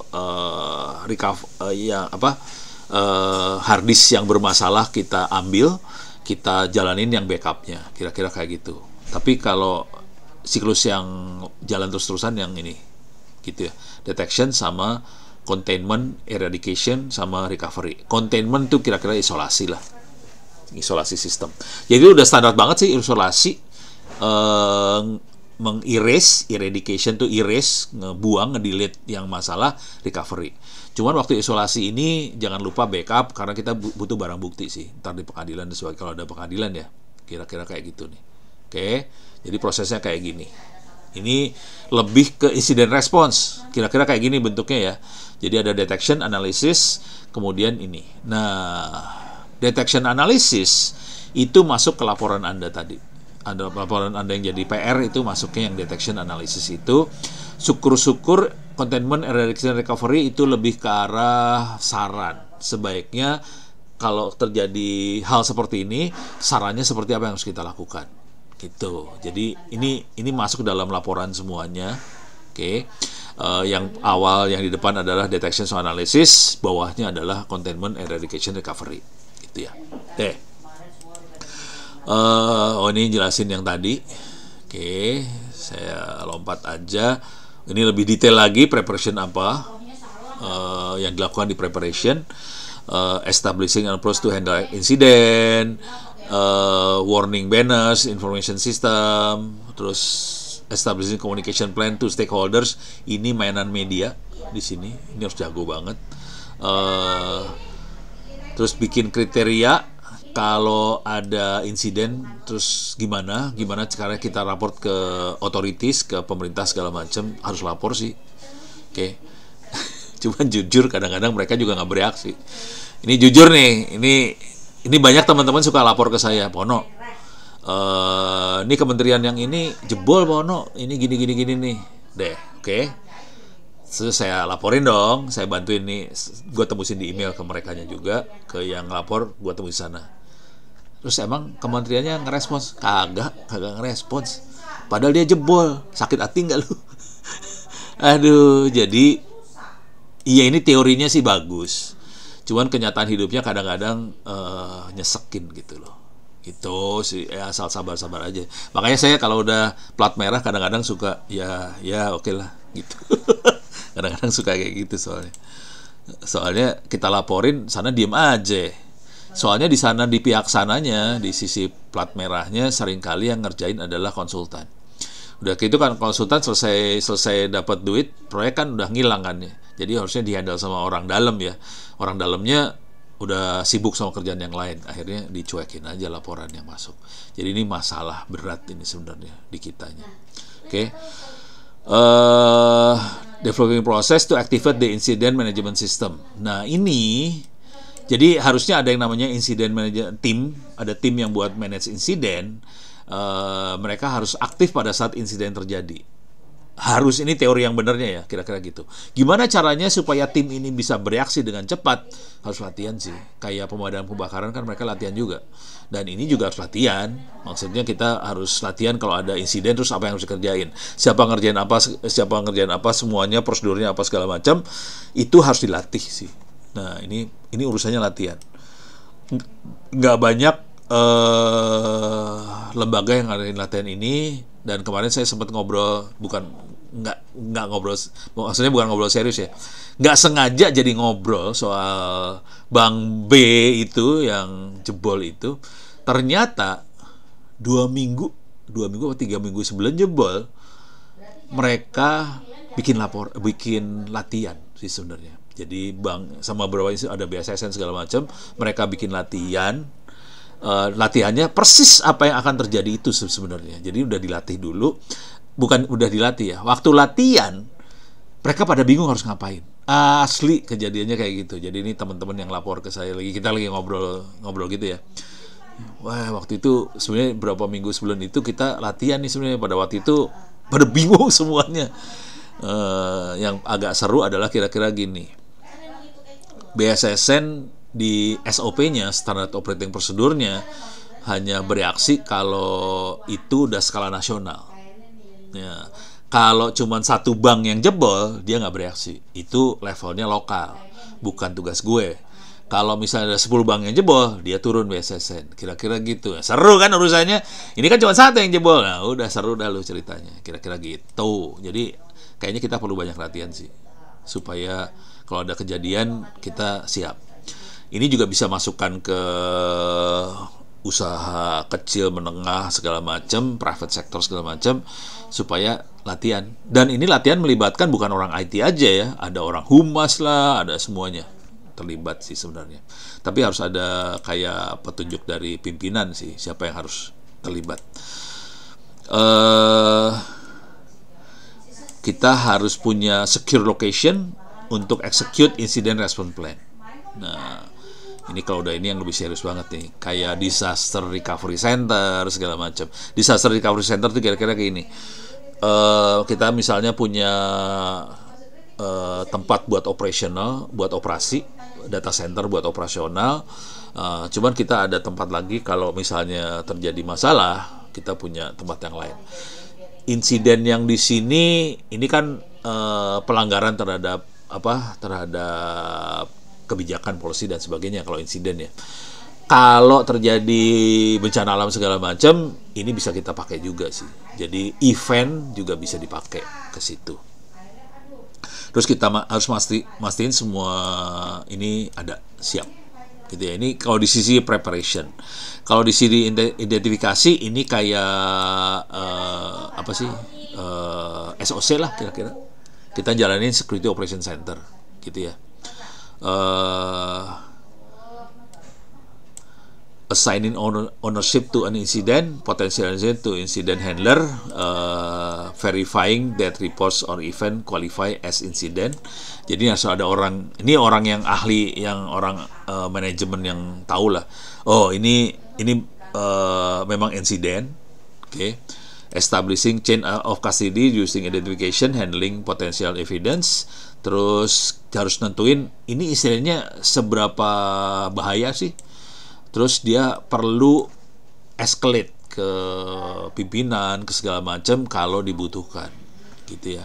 Jadi ini seru nih urusan di sini, karena itu yang nentuin seberapa kritikal, seberapa fatal insiden yang terjadi.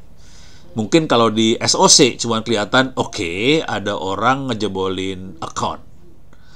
Nah, ini account apa nih yang jebol?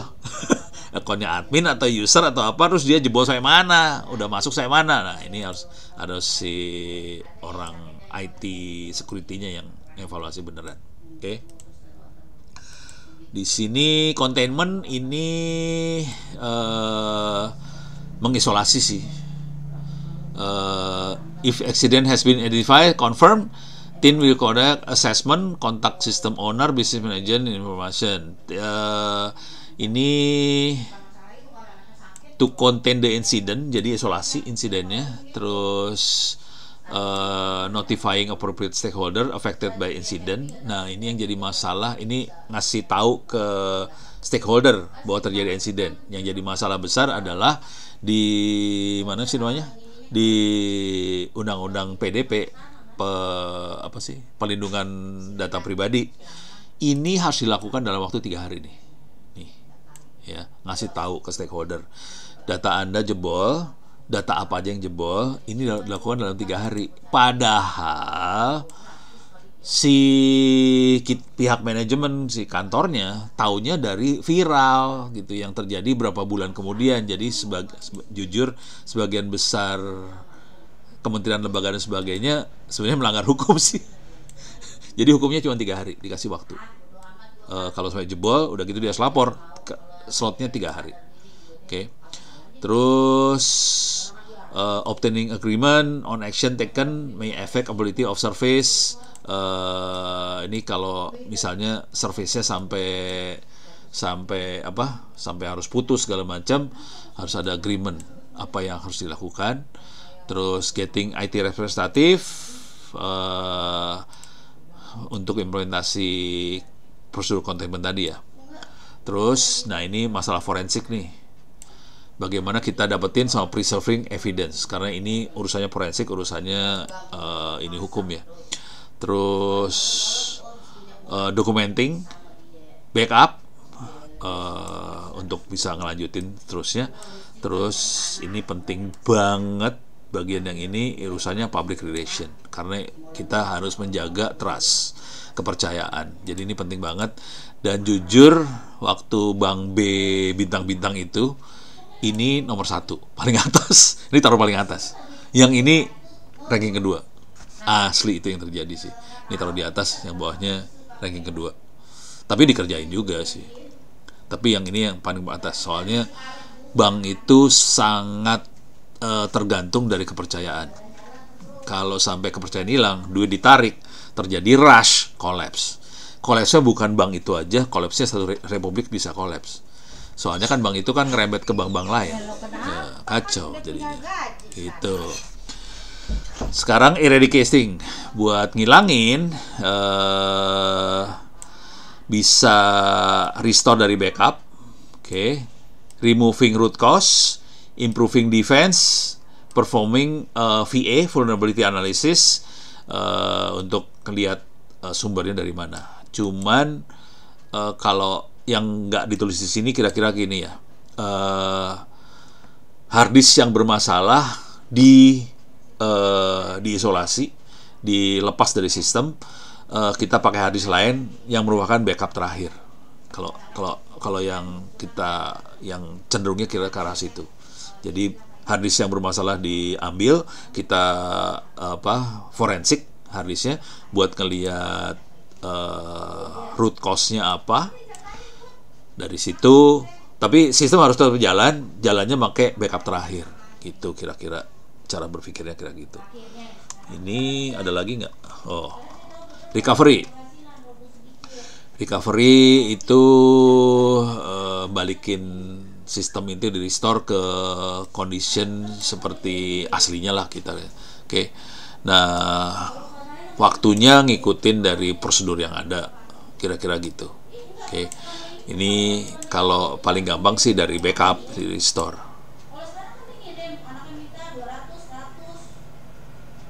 Ini ada pertanyaan bagus banget nih dari Mas Teguh. Apakah ada aturan peletakan data center bank instansi yang pegang banyak pribadi masyarakat, misalnya harus di Indonesia? Kalau ada, lembaga mana yang berhak mengaudit memastikan aturan itu dijalankan? Jadi jujur, saya lupa nomor aturannya ya. Harus dicari nih kalau mau tahu aturan yang mana benernya. Tapi kira-kira waktu di awal banget Kominfo bikin aturannya semua data center harus di Indonesia. Kominfo aturannya kayak gitu. Awalnya banget. Semua data center harus di Indonesia. Kalau audit itu lebih ke audit ISO 2701 ya.